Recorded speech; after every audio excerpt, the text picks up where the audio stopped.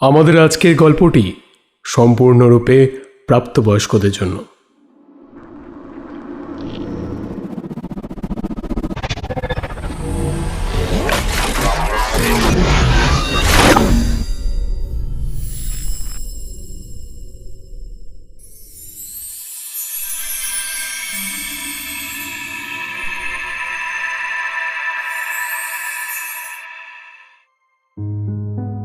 আমাদের আজকের উপস্থাপনা একটু ভিন্ন রকমের। এক ঐতিহাসিক অলৌকিক ঘটনার সাক্ষী হতে শুনতে থাকুন মাননীয়া সুদীপা দাসের লেখা থিরুনাক্কার মন্দিরের রহস্য।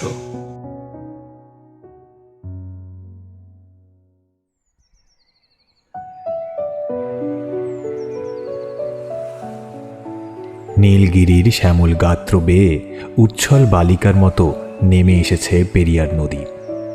পাখ পাখালি প্রজাপতির ভিড়ে রাজকন্যা লক্ষ্মীমায়া পেরিয়ার ঝিলের তীরে সবুজ ঘাসের উপর বসে দূরের আকাশের নীলিমার মাঝে যেন অধীর চিত্তে কারোর অপেক্ষায় রত। ত্রিবাঙ্কুরের পার্বত্য এলাকার মনোরম পরিবেশে মন আনমনা হয়। এ যেন স্বর্গের ন্যায় অপরূপা। নীলগিরি যেন তার সবটুকু রং রস বৈচিত্র্য ঢেলে ত্রিবাঙ্কুরকে মনোমোহিনী করে তুলেছে। আজ সূর্যের তাপ বড়ই বেশি। মধ্য গগনে সূর্য যেন তার গরিমা প্রকাশ করে দিচ্ছে। ঝিলের স্বচ্ছ টলটলে জলে লক্ষ্মী মায়ার ভাসমান মুখখানি প্রবল উত্তাপে তপ্ত কাঞ্চন বর্ণা হয়ে উঠেছে। তবুও লক্ষ্মী মায়া জানুতে মস্তক স্থাপন করে যেন ব্যাকুল চিত্তে কারো অপেক্ষা করে চলেছে। সখী পুলু মায়া আর পল্লবী কয়েকবার রাজকন্যাকে বুঝিয়ে প্রাসাদে নিয়ে যেতে চেয়েছে। প্রতিবারই ব্যর্থ হয়ে তারা দূরে থিরুনাক্কা মন্দিরের পাদমূলে রাজকন্যা লক্ষ্মী মায়ার জন্য অপেক্ষা করছে। সূর্য মধ্য গগনে গনগন করে যে তাপ বিচ্ছুরণ করেছে, সারা দ্বীপ্রহরে তাকে ঢেকে দিতে এক রাশ কালো মেঘ উঁকি মারতে শুরু করলো কিছুক্ষণ পরেই। আকাশ কালো করে জোরে জোরে বাতাস প্রবাহিত হতে শুরু করলো। প্রবল মলয় সমীরণে রাজকন্যা লক্ষ্মীমায়ার কুন্তল এলোমেলো হয়ে উড়ে পড়তে লাগলো তার কপালের চারপাশে। দীর্ঘক্ষণ প্রতীক্ষার পর যখন সজল নয়নানন্দিনীর গণ্ডদেশ পেয়ে অশ্রু নেমে আসতে লাগলো ব্যর্থ প্রতীক্ষার কারণ হেতু, তখন বড় বড় বৃষ্টির বিন্দু টুপটাপ করে ঝরে পড়তে লাগলো। প্রবল ঝোড়ো বাতাসের সাথে দূর থেকে অশ্বের খুরের শব্দ কানে প্রবেশ করতেই চকিত হরিণীর মতো তীব্র গ্রীবা উত্তোলন করে তাকাতেই লক্ষ্মীমায়া দেখতে পেলেন তার সুপরিচিত কালো অশ্ব মেঘরাজকে। মেঘরাজের পিঠে সওয়ার তার বহু প্রতীক্ষিত পুরুষ। সেই দ্রুত ধাবমান অশ্ব যখন রাজকুমারী লক্ষ্মীমায়ার নিকটে উপস্থিত হল, তখন প্রবল বাড়িবর্ষণ আরম্ভ হয়ে গেছে। আবেগতাড়িত দুই প্রেমাস্পদ যুগল এই নিবারণ প্রকৃতির বুকে পরস্পরকে গাঢ় আলিঙ্গন করে। দূর থেকে তাদের যুগল মূর্তি দেখে পুলু মায়া আর পল্লবী তফাতে চলে গেলেন। আজ আপনি না এলে আমি নিজের জীবন সমাপ্ত করে দিতাম এই পেরিয়ারের জলে। ছি লক্ষ্মী, তুমি না আমার ভাগদত্তা, আমার প্রিয়তমা। তোমায় কথা দিয়ে গেছিলাম তো আজ অপরাহ্নের পূর্বেই আমি এই পেরিয়া ঝিলের তীরে তোমার সাথে দেখা করব। ক্ষত্রিয়ের জবান তার প্রাণাধিক প্রিয়ে। হে রাজন, রাজমাতা মোহিনী যে আপনার জন্য কামিনীকে নির্বাচন করে রেখেছেন। আগামীকাল শিবরাত্রির পূর্ণলগ্নে সুন্দরেশ্বরের সামনে আপনাদের বিবাহের আয়োজন করা হয়েছে। সে খবর পাওয়া মাত্র আমার মাথায় আকাশ ভেঙে পড়েছে। আমি এতদিন কোলা ছেলে ডাচ সেনাদের সাথে যুদ্ধে ব্যস্ত থাকায় এই বিষয়ে কোনোরূপ ধারণা আমার ছিল না। আজই চলো তোমায় নিয়ে ত্রিবাঙ্কুর রাজ্যে রাজমাতার নিকট উপস্থিত হই। তিনি তার পুত্রের অভিলাষ অপূর্ণ রাখবেন বলে আমার মনে হয় না। আমি মন থেকে আপনাকে স্বামীরূপে স্বীকার করে নিয়েছি রাজন। তাই পিতার নিষেধ অগ্রাহ্য করে সখী পুলুমায়া ও পল্লবীকে সাথে নিয়ে কোট্টারাকারা ত্যাগ করে শুধু আপনার প্রতীক্ষা করছিলাম। বর্ষণে যুগলের বস্ত্র সকল ভিজে গিয়েছিল। এবার তাদের সামান্য শীত অনুভূত হতে লাগলো। বর্ষণের প্রাবল্য ধরে এলেও শীতল বাতাসে তারা দুজনেই কাঁপতে লাগল। মেঘরাজও রেশাধ্বনি করে তৃতীয় কারুর আগমনের ইঙ্গিত দিল। সতর্ক যোদ্ধা কোষ থেকে শানিত তরবারি মুক্ত করে গর্জে উঠল, সাবধান! দক্ষ যোদ্ধার ন্যায় সচকিত কর্ণে পূর্ব দিক থেকে কাদের মৃদু পদশব্দ শ্রুত হতেই লক্ষ্মী মায়াকে ইশারা করে আগত শত্রুর মোকাবিলা করার জন্য প্রস্তুত হলেন সেই পুরুষ। ক্রমে প্রেমিকার আবরণের খোলস ছেড়ে পুরুষটিকে বিস্মিত করে ঘাসের উপর থাকা চকচকে শানিত তরবারি বাম হাতে তুলে আক্রমণে উদ্যত হলেন কোট্টারাকার রাজকুমারী লক্ষ্মী মায়া। তার রক্তিম বস্ত্র, কোমর অবধি খোলা ভিজে কেশদাম, চকিত বৃহৎ পদ্মের ন্যায় বৃহৎ চক্ষু, পুরুষ যোদ্ধার ন্যায় অস্ত্র ধারণের মুদ্রায় তার দিকে এক পলক না তাকিয়ে পারলেন না সাধের পুরুষটি। যে লক্ষ্মীমায়াকে তিনি এতদিন চিনতেন, আজ যেন তাকে চিনতেই পারছেন না। এ যে সাক্ষাৎ তাদের কুলদেবী মা দুর্গা। যোদ্ধা পুরুষ ও কোট্টারাকার রাজকুমারী লক্ষ্মী মায়ার সমস্ত আশঙ্কার অবসান ঘটিয়ে নিক্কণের ধ্বনি তুলে লক্ষ্মী মায়ার দুই সখী পুলুমায়া ও পল্লবী রাজকুমারীর নাম ধরে হাঁকতে থাকায় দুজন নিজ নিজ কোষে অস্ত্র নির্বাপিত করে বৃক্ষের অন্তরাল থেকে বেরিয়ে সখীদের দেখেন। লক্ষ্মী মায়া, ওই দেখো থিরুনাক্কারের মন্দির। আজ পরম পূজ্য ওমকারেশ্বর আর তোমার দুই সখীকে সাক্ষী রেখে আমি তোমায় নিজের স্ত্রী রূপে স্বীকার করলাম। আজ হতে তুমি আর কোট্টারাকারের রাজকুমারী নও, তুমি আজ থেকে ত্রিবাঙ্কুরপতি আজিনাল তিরুনেল মার্তণ্ড বর্মার পট্টরানীর মর্যাদাপ্রাপ্ত হলে। তোমায় আর তোমার দুই সখীকে যথাযোগ্য সম্মান সহকারে রাজধানীতে নিয়ে যাব। লক্ষ্মী মায়া মার্তণ্ড বর্মার পাদস্পর্শ করে প্রণাম জানিয়ে বলল, এত দূর যখন এসেছি স্বামী, তখন থিরুনাক্কারের সুন্দরেশ্বরের আশীর্বাদ নিয়ে যাই চলুন। সখী, আঁধার তো প্রায় নেমেই এলো, আর ওদিক পানে গিয়ে কাজ নেই। তাছাড়া এই স্থান তেমন সুবিধাজনক নয়। তার চেয়ে বরং চলো রাজধানী ত্রিবাঙ্কুরের অভিমুখে যাত্রা করি। স্বামী, দেবালয়ে আবার ভীতি কি আছে? কেন সখী, তুমি জানো না ওই স্থান যে অভিশপ্ত? অভিশপ্ত? সেসব কাহিনী বরং অশ্বচালিত গাড়িতে যেতে যেতে করুন। যত শীঘ্র সম্ভব আমাদের রাজধানী পৌঁছে রাজমাতা মোহিনীর সাথে দেখা করে তাকে সমস্ত কথা বলাটা খুবই দরকার। মার্তণ্ড বর্মার কথায় লক্ষ্মী মায়া আর তার দুই সখী অশ্বশকটে চড়ে যাওয়ার পথে সখী পুলুমায়ার নিকট লক্ষ্মী মায়া থিরুনাক্কারের এক অভিশপ্ত পাতার বিবরণ জানতে পারে। আজ থেকে প্রায় 100 বছর আগেকার কথা। কেরালার কোয়াট্টাম জেলায় নম্বুদ্রি নামক কয়েক ঘর ব্রাহ্মণ বাস করত, যারা তোর্তামুন্ডু নামক ধুতির মতো এক প্রকার শ্বেত বস্ত্র পরিধান করত, আর মাথায় তাদের থাকত ঐতিহ্যবাহী কেশস্তবক বা কুটুমি, যাকে সহজ বাংলায় বলা হতো টিকি। ভগবতী মন্দির, ওমকারেশ্বরের মন্দির আর নাগরাজের মন্দিরে উপাসনা করেই তাদের দিন অতিবাহিত হতো। সে সময় ত্রিবাঙ্কুরের রাজা ছিলেন লক্ষ্মীরাজ কুদুম্ব বর্মা। রাজা ছিলেন সুশাসক, দক্ষ যোদ্ধা, আবার সুচতুর বুদ্ধি সম্পন্ন। তবে তার একটি মাত্র খুঁত ছিল, তিনি দেখতে অতি কদাকার ছিলেন। তার বিশাল লম্বা চওড়া গড়ন, ঘোর কৃষ্ণ গাত্রবর্ণ, শ্বশ্রু গুম্ফে পরিপূর্ণ গম্ভীর মুখশ্রী।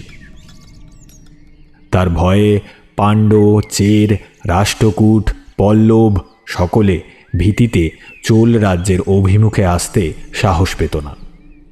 এই রকম পরাক্রমশালী বীরের সময়কালে ঘটল এক মসিলিপ্ত দুর্ঘটনা। এই দুর্ঘটনার মুখ্য ভূমিকায় ছিলেন ত্রিবাঙ্কুরের পট্ট মহারানী লক্ষ্মীরাজ কুদুম্ব বর্মার মহিষী রুক্মিণী। অসূর্য স্পর্শা রুক্মিণীর রূপ ও লাবণ্য ছিল এক ঝলক রবি কিরণের ন্যায়। সেই সময়কালে পার্শ্ববর্তী রাজ্য কোল্লামের সেরা সুন্দরীকে তার পিতা মহাপরাক্রমশালী লক্ষ্মীরাজ কুদুম্ব বর্মার সাথে বিবাহ দিয়েছিলেন। নিজ রূপের অহংকার সত্ত্বেও পট্টরানী হওয়ার লোভে সেদিন রুক্মিণী বিবাহে সম্মত হয়। লক্ষ্মীরাজের অন্দরমহল আলো করেছিলেন পট্টরানী রুক্মিণী।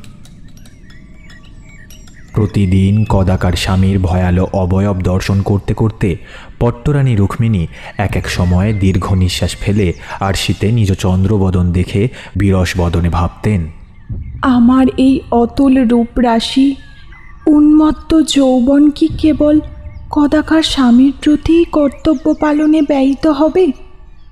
তবে সুন্দরেশ্বর কেন দিলেন আমায় এত রূপসুধা?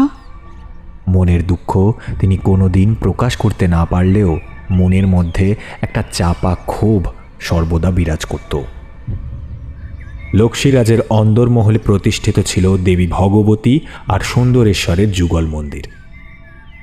সেই মন্দিরের নিত্য সেবার জন্য কেশান্ত্রী নামক এক নম্বুদ্রী ব্রাহ্মণ প্রতিদিন রাজার অন্দরমহলে প্রবেশ করত। কেশান্ত্রী আর রাজা ছাড়া রাজ অন্তঃপুরে অন্য পুরুষের প্রবেশ নিষিদ্ধ ছিল। প্রতিদিন কেশান্ত্রীর পুজোর সময়কালে রাজা ও পট্টরানী উপস্থিত থেকে সমস্ত পুজোর কাজ সমাধা করতেন। রাজা লক্ষ্মীরাজ চেরদের প্রতিহত করতে কিছুদিনের জন্য উত্তরে যাত্রা করেন। রাজ অন্তঃপুরে বসন্তের স্নিগ্ধ প্রভাতে সুন্দরেশ্বর মন্দিরে প্রবেশ করলেন কেশান্ত্রী। ব্রহ্ম সন্তানের সুপুরুষাকার পট্টরানীর হৃদয়ে হিল্লোল তুলল। তার চমৎকৃত দৃষ্টি ব্রহ্মযুবকের নজর এড়াল না। এই সময় যেন যৌবনের উত্তাল অনলে ঘৃতাহুতি পড়ে। অঞ্জলির পুষ্পগ্রহণের অছিলায় রুক্মিণীর সাথে কেশান্ত্রীর করস্পর্শ ঘটলে উভয়ের দেহ শিহরিত হয়ে ওঠে। রুক্মিণীর হৃদয়ে কেশান্ত্রীর অনুপম পুরুষাকার হিল্লোল তোলে। আনমনা রুক্মিণীর উন্নত বক্ষ যুগলের কাঁচুলি খসে পড়ে। ঘন ঘন উষ্ণ নিঃশ্বাসের সাথে ওঠানামা করতে থাকে তার উন্মুক্ত যৌবনডালি। একে ত্রিবাঙ্কুরের সেরা সুন্দরী, তার উপর দীর্ঘদিন পিপাসিত। অন্তঃস্থলে কেশান্ত্রীর কামনায় ব্যাকুলা পট্টরানী কামক দৃষ্টিতে ব্রহ্ম সন্তানকে বিদ্ধ করে। বসন্তের মলয় সমীরণে যুবকের পক্ষে এই অতুলনীয় কামিনীর আকাঙ্ক্ষা অবহেলা করা সম্ভবপর হয় না। প্রতিবার মন্ত্রোচ্চারণকালে বাধাপ্রাপ্ত হতে থাকে সে। তার উষ্ণ রক্ত তার মধ্যে সুপ্ত পুরুষকে জাগ্রত করে তোলে। শেষে যখন তার হাত থেকে পুজোর ঘট উল্টে পড়ে যায়, তখন মন্দিরের বাইরে এক দাসী ছুটে আসে হন্তদন্ত হয়ে। কি হলো পট্টরানী, কি হয়েছে? রুক্মিণী তাকে দেখামাত্র বস্ত্র সংবরণপূর্বক তাকে বলে, কায়া, আজ আমার শরীরটা ভালো বোধ হচ্ছে না, আমায় অন্তঃপুরে নিয়ে চল। কায়া রুক্মিণীর খাস দাসী। রুক্মিণীর প্রতিটা চালচলন যেন তার হাতের উল্টো পিঠের মতো পরিচিত। নিমেষে রুক্মিণীর অপ্রস্তুত অবস্থা আর ব্রাহ্মণের মুখাবয়ব দেখে পরিস্থিতি আঁচ করতে তার দেরি হয়নি। আচ্ছা রানীমা, আমি এক্ষুনি ব্যবস্থা করছি। দ্রুত সে রুক্মিণীকে ধরে অন্তঃপুরে নিয়ে যায়। সেখানে পট্টরানীর একান্তের আদেশ জারি করে অন্তঃপুরের চারিপাশকে নিষ্কণ্টক করে। এই মুহূর্তে অন্দরমহল খালি করে দাও সবাই। পট্টরানীর আদেশ। উনি এখন একান্তে কিছু সময় অতিবাহিত করতে চান। তারপর গুপ্ত পথে রুক্মিণীর নবপ্রণয়ী কেশান্ত্রীকে নিয়ে তোলে পট্টরানীর শয্যাগৃহে। ধীমে প্রদীপের আলোয় শুভ্র মখমলের শয্যায় কামাতুর রুক্মিণী আর ব্রাহ্মণ সন্তান একে অপরের সাথে গাঢ় আলিঙ্গনে আবদ্ধ হয়। দীর্ঘদিন পিপাসিত হৃদয়ে রুক্মিণী নিজ পদমর্যাদা বিস্মিত হয়ে এক সামান্য ব্রহ্ম সন্তানের সাথে শারীরিক সম্পর্কে লিপ্ত হয়। ওদিকে রাজপুরোহিত হয়ে কেচ শান্ত্রী পট্ট মহারানীর কামিনী রূপে বশীভূত হয়ে তার প্রণয়ী হয়ে ওঠে। লোকসিরাজের অনুপস্থিতিতে উভয়ে যে অবৈধ সম্পর্কে লিপ্ত হয়, তার যে বিষময় পরিণতির দিকে পরিস্থিতি এগোচ্ছিল, তার বিন্দু মাত্র আন্দাজ তারা কেউ করতে পারেনি। কথায় আছে না, পাপ কখনো চাপা থাকে না, তাদের ক্ষেত্রেও ঠিক তাই হলো। কায়ার চাতুরি সত্ত্বেও রাজা লক্ষ্মীরাজের অনুপস্থিতিতে কেচ শান্ত্রীর ঘন ঘন অন্তঃপুরে প্রবেশের কথা কানাঘুষো হতে শুরু করল। শেষে ব্যাপারটা চক্ষুষ করলেন রাজার প্রধান আমাতিয়া মশাস্বামী। তিনি ব্যাপারটা রোধ করার জন্য আদেশ দেন থিরুনাক্কারের মহাদেব মন্দিরে ভগবতী আর সুন্দরেশ্বরের মূর্তি স্থানান্তরের। আর রাজপুরোহিতের প্রতি নির্দেশ দেন আজ থেকে রাজ অন্তঃপুরের পূজা থিরুনাক্কার মন্দিরেই করা হবে। পট্টরানী আর রাজা নিজে গিয়ে প্রতিদিন প্রাতঃকালীন পুজোর সময় উপস্থিত থেকে আরতি করে আসবে। মনুষ্য বড় অদ্ভুত প্রাণী। সে নিজেকে প্রকৃতির শ্রেষ্ঠ জীব বলে দাবি তো করে, তবে তার মধ্যে লুকিয়ে থাকা জান্তব প্রবৃত্তিকে বেশি দিন চেপে রাখা সম্ভবপর হয় না, যদি না সে তার ষড়রিপুকে বশীভূত করতে পারে। কাম আর ক্রোধ রিপু দুটির বহিঃপ্রকাশের প্রাবল্য সবথেকে অধিক।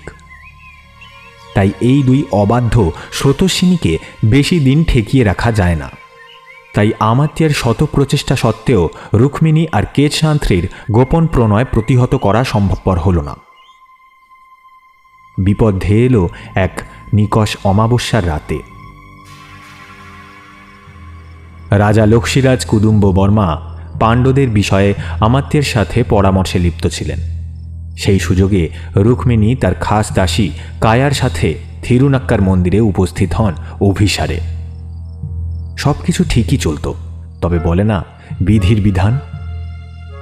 আমাত্যার সাথে পরামর্শ অন্তে লক্ষ্মীরাজ লক্ষ্য করলেন ঘোর অনামিসায় দূরে থিরুনাক্কার মন্দির থেকে ক্ষীণ আলো রেখা দৃষ্টিগোচর হচ্ছে।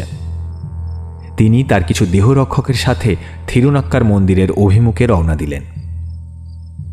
মন্দিরের নাট মন্দিরের কাছে কায়াকে দেখে বিস্মিত রাজা জিজ্ঞাসা করেন, তুমি এখন এই ঘোর অমাবস্যায় থিরুনাক্কার মন্দিরে কি করছো? আচম্বিতে রাজদর্শনে কায়া ঘাবড়ে গিয়ে নতমস্তকে নিরুত্তর রইলে এক দেহরক্ষক বলে, রাজন, মন্দিরের বিশেষ কক্ষ থেকে আলো আসছে। অপেক্ষা করো, আমি দেখে আসছি। সতর্ক লক্ষ্মীরাজ এগিয়ে চললেন নাট মন্দির অতিক্রম করে মন্দিরের কক্ষের দিকে। থিরুনাক্কার মন্দিরের পবিত্র বাতাবরণে গোপনে যে কলঙ্ক বাসা বাঁধছিল এতদিন ধরে, তা যে এতটাই কলুষিত যা কল্পনাতেও পাপবোধ হয়। মহাপরাক্রমশালী রাজা লক্ষ্মীরাজের পট্টরানী কিনা সামান্য এক ব্রহ্ম সন্তানের যৌন কাঙ্ক্ষায় এতটাই দিশেহারা হয়ে পড়েছেন যে স্থান কাল পাত্র বিস্মিত হয়ে মহাদেবের উপাসনালয়ে কেচ শান্ত্রীর সাথে রতিক্রিয়ায় লিপ্ত হয়েছেন। মন্দিরের বাইরে কারোর পদশব্দ শুনতে পেয়েই সতর্ক হয়ে রুক্মিণীর প্রণয়ী কক্ষের দক্ষিণ ভাগে সুন্দরেশ্বরের লিঙ্গের আড়ালে আত্মগোপন করে। আর পট্টরানী নিজ বস্ত্র সংবরণ করে উঠে দাঁড়ায়। রুদ্ধ কবাট খুলে প্রদীপের ক্ষীণ আলোয় দীপ্যমান আলো আধারিতে মহারাজকে দেখে ক্ষণিকের জন্য ফ্যাকাশে হয়ে যায় রুক্মিণী। লক্ষ্মীরাজ ধীর কদমে পট্টরানীর নিকট উপস্থিত হয়ে ঘৃতের প্রদীপ হাতে নিয়ে ভালো করে পট্টরানীকে পর্যবেক্ষণ করতে থাকেন। যতই রুক্মিণী নিজেকে স্বাভাবিক করার প্রচেষ্টা করুক, সুচতুর লক্ষ্মীরাজের তীক্ষ্ণ দৃষ্টি পড়ে পট্টরানীর বক্ষ ও বাহুর নখর ক্ষতের প্রতি। নিমেষে তার বুঝতে বাকি থাকে না ওই সদ্য নখর ক্ষতগুলো তার পট্টরানীর অসতীত্বের প্রমাণ হিসাবে জ্বলজ্বল করছে। ক্রোধে রক্ত চক্ষু তুলে পট্টরানীকে গম্ভীর কণ্ঠে লক্ষ্মীরাজ বলে ওঠেন, হে পাপিষ্ঠা নারী, তুমি রাজপট্টরানী হয়ে দেবালয়ের মতো পবিত্র স্থান অপবিত্র করেছ। বলো বলো, কে সেই নরাধম যে কিনা তোমার সাথে ব্যভিচারে লিপ্ত হয়?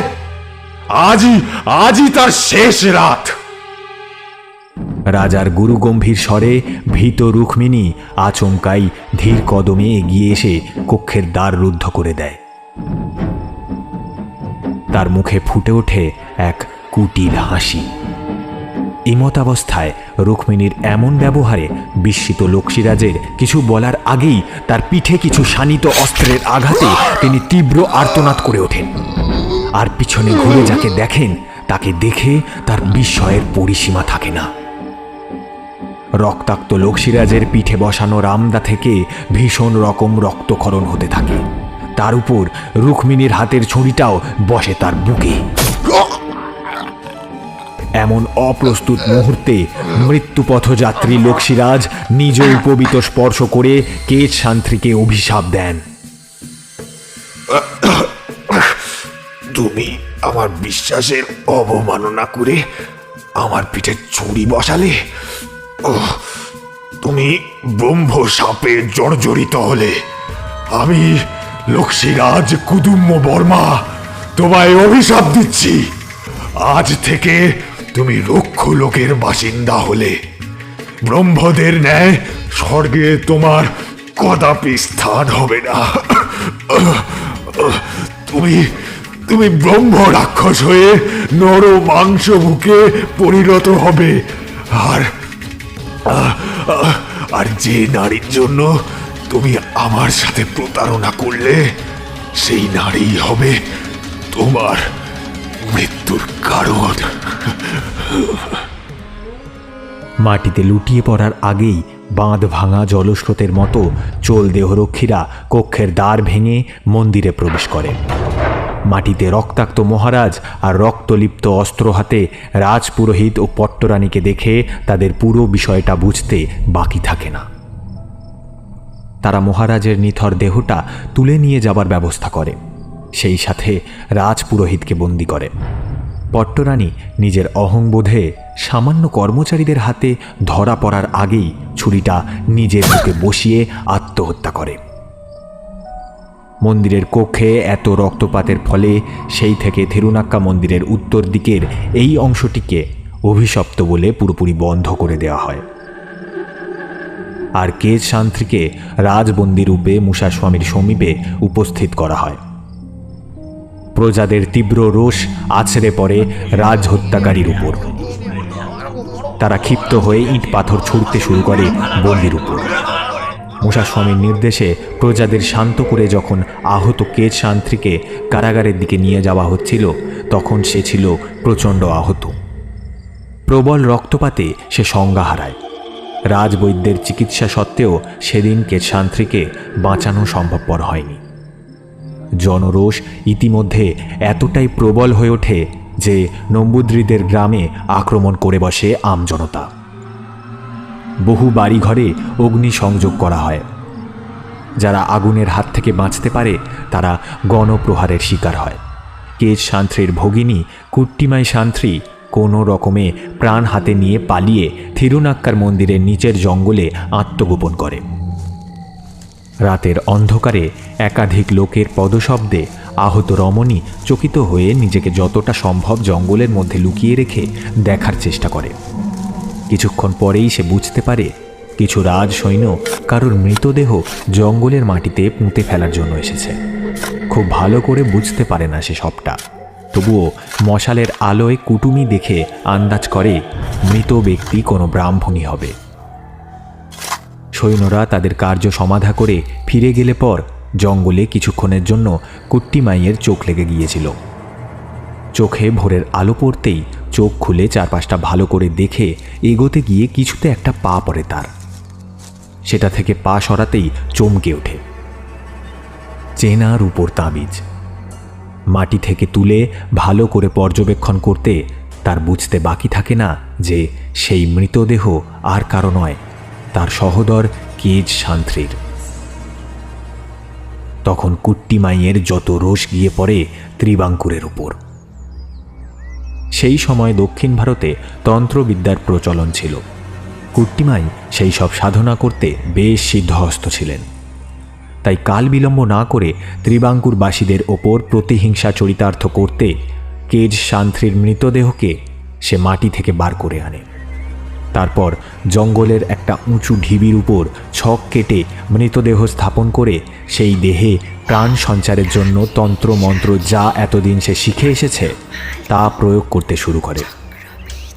দীর্ঘ সময় পর হঠাৎ পরিষ্কার আকাশে কয়েক খণ্ড কালো মেঘের দল ভিড় করে, আর ত্রিবাঙ্কুরবাসীদের চমকে দিয়ে আকাশে ঝলকে ওঠে বিদ্যুতের ঝলক। দীর্ঘ তন্ত্র সাধনার পর মৃদু হাসি মুখে সামনের মৃতদেহ ও জ্বলন্ত অগ্নিকুণ্ডের দিকে তাকিয়ে নিষ্ঠুর হাসি হেসে ওঠে কুট্টিমাই। তারপরেই কোটি থেকে একটা ক্ষুদ্র ছুরিকা বার করে নিজ কণ্ঠনালী বরাবর চালিয়ে দেয়। ছরছর করে কাটা নলি বেয়ে নেমে আসে তাজা রক্তের ধারা।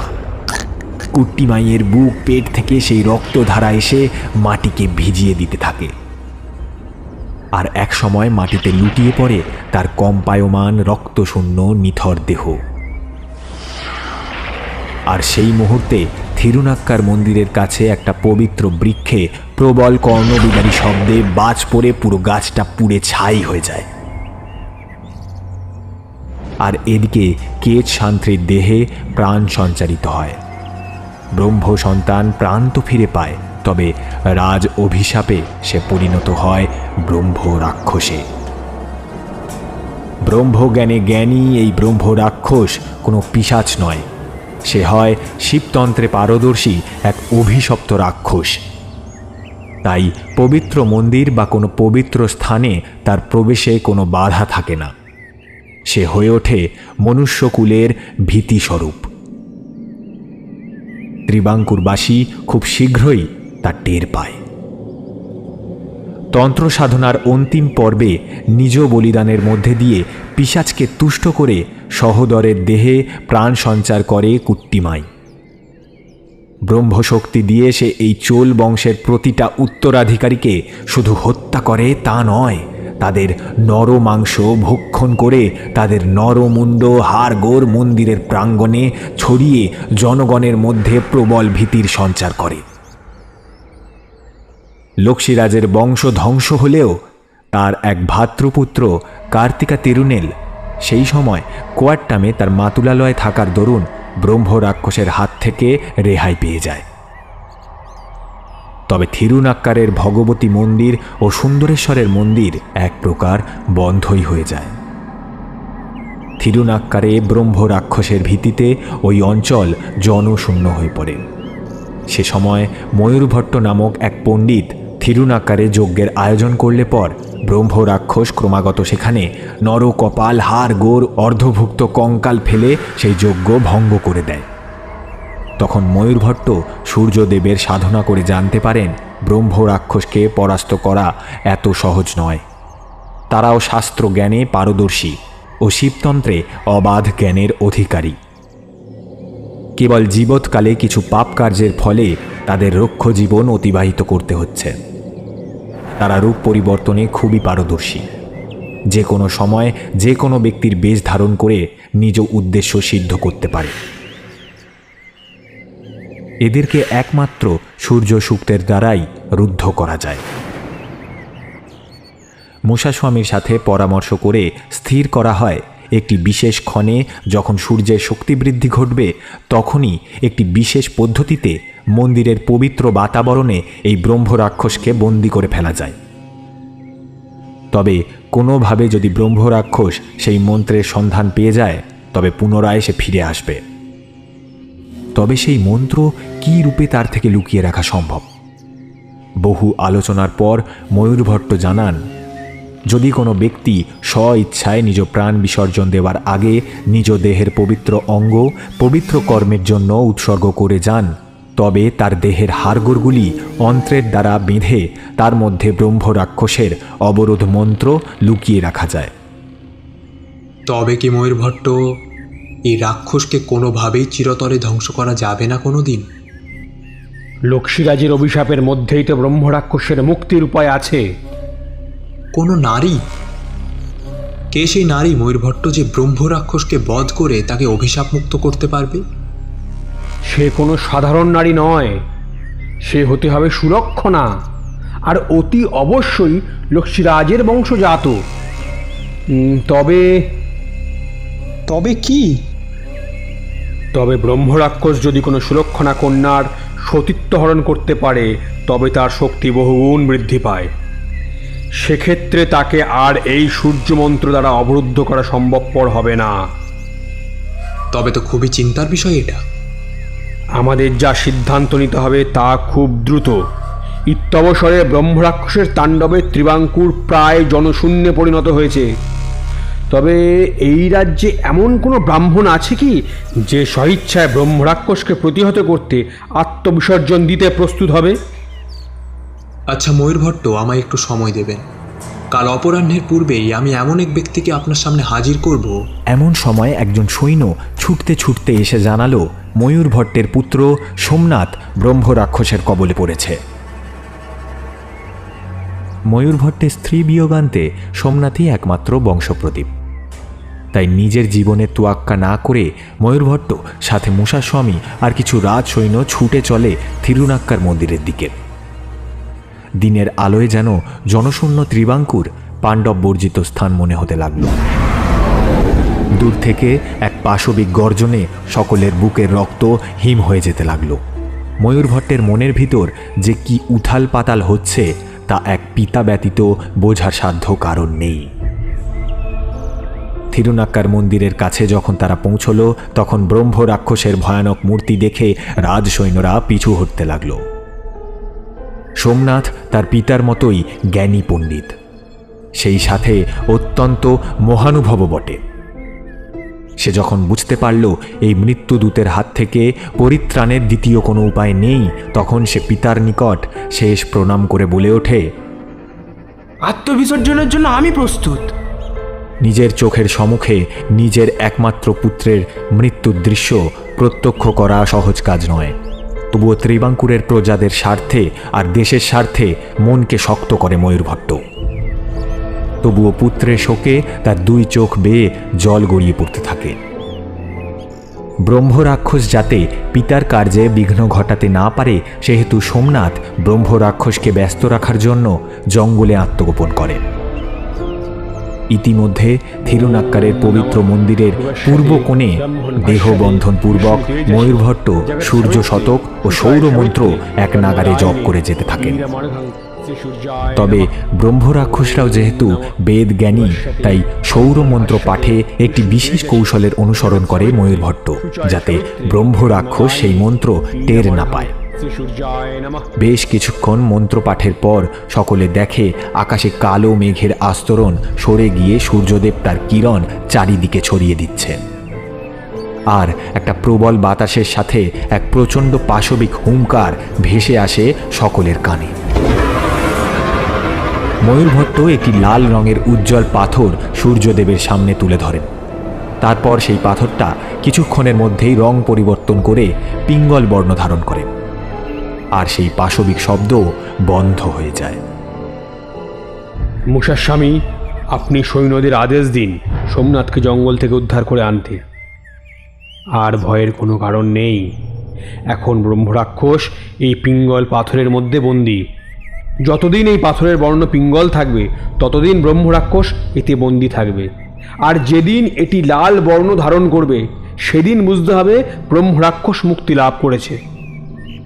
তবে তো এই পাথরটিকে কোনো নিরাপদ স্থানে লুকিয়ে ফেলা উচিত। আপনি ঠিকই বলেছেন। তার আগে সোমনাথকে খুঁজে আনতে হবে। সে নিজে যখন আত্মবিসর্জনের জন্য প্রস্তুত হয়েছে তখন আর বিলম্ব না করে এখনই সূর্য শতকের মন্ত্র তার অস্থিতে খোদাই করে সংরক্ষণ করতে হবে। ব্রহ্মরাক্ষস তো এখন বন্দী, তবে কি আর আত্মবিসর্জনের আর কোনো প্রয়োজনীয়তা আছে? তাছাড়া এই মন্ত্র কোনো কাগজ বা পত্রে লেখা যায় না, মানব অস্থিতেই লিখতে হবে কেন? ব্রহ্মরাক্ষসকে প্রতিহতকারী এই শক্তিশালী সৌরমন্ত্র লুকিয়ে রাখতে শ্বেত মনুষ্য অস্থি সবচেয়ে নিরাপদ।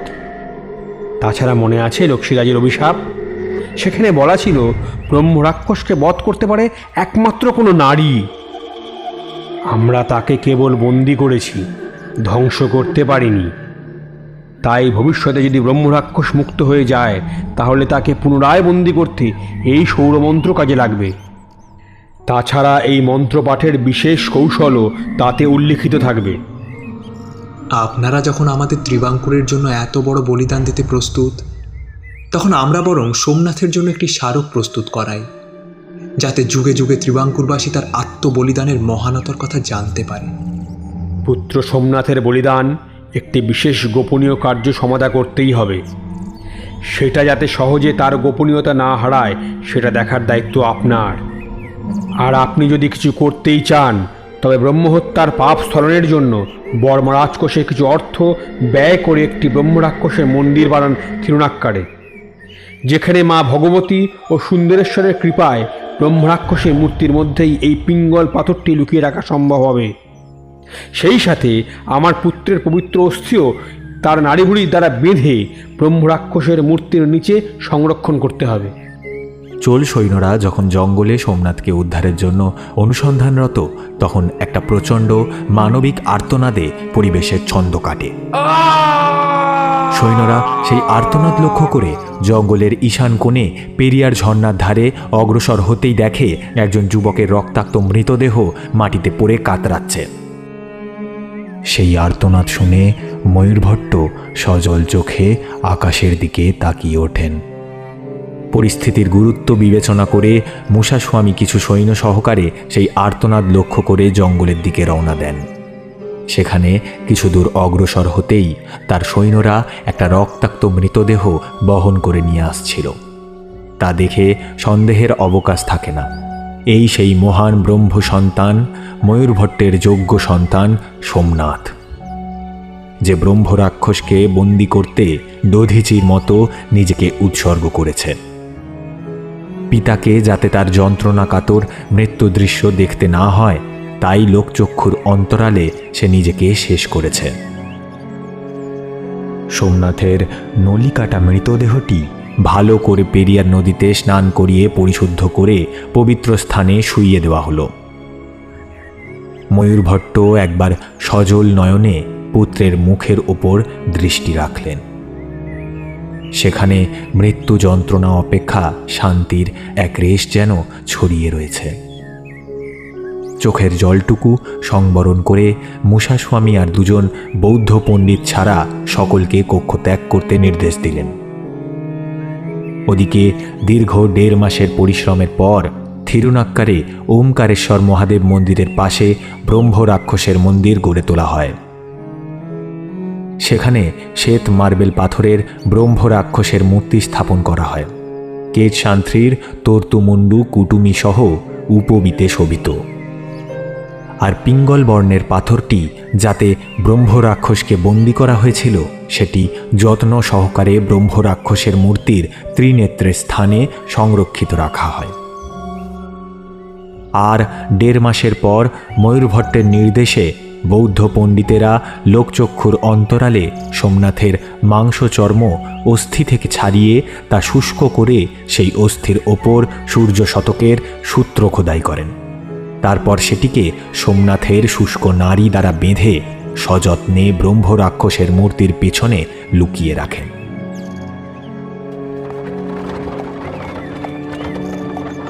অতীতের এই ভয়ানক অধ্যায় শুনে লক্ষ্মী মায়ার মনটা ছ্যাঁত করে ওঠে।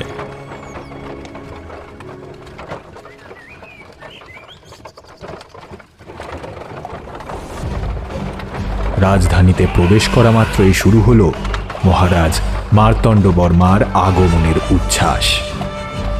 চক্রবর্তী সম্রাট রাজাধিরাজ ত্রিবাঙ্কুরপতি আজিনাল তিরুনেল মার্তণ্ড বর্মা রাজধানীতে প্রবেশ করছে। রাজা মার্তণ্ড বর্মার জয়! রাজা মার্তণ্ড বর্মার জয়!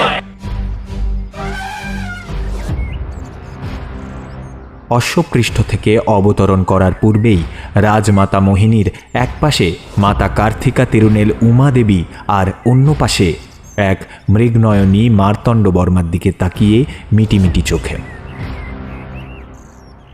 কারোর বুঝতে বোধহয় অসুবিধা হয় না, এই সেই কোল্লামের বিখ্যাত সুন্দরী কামিনী।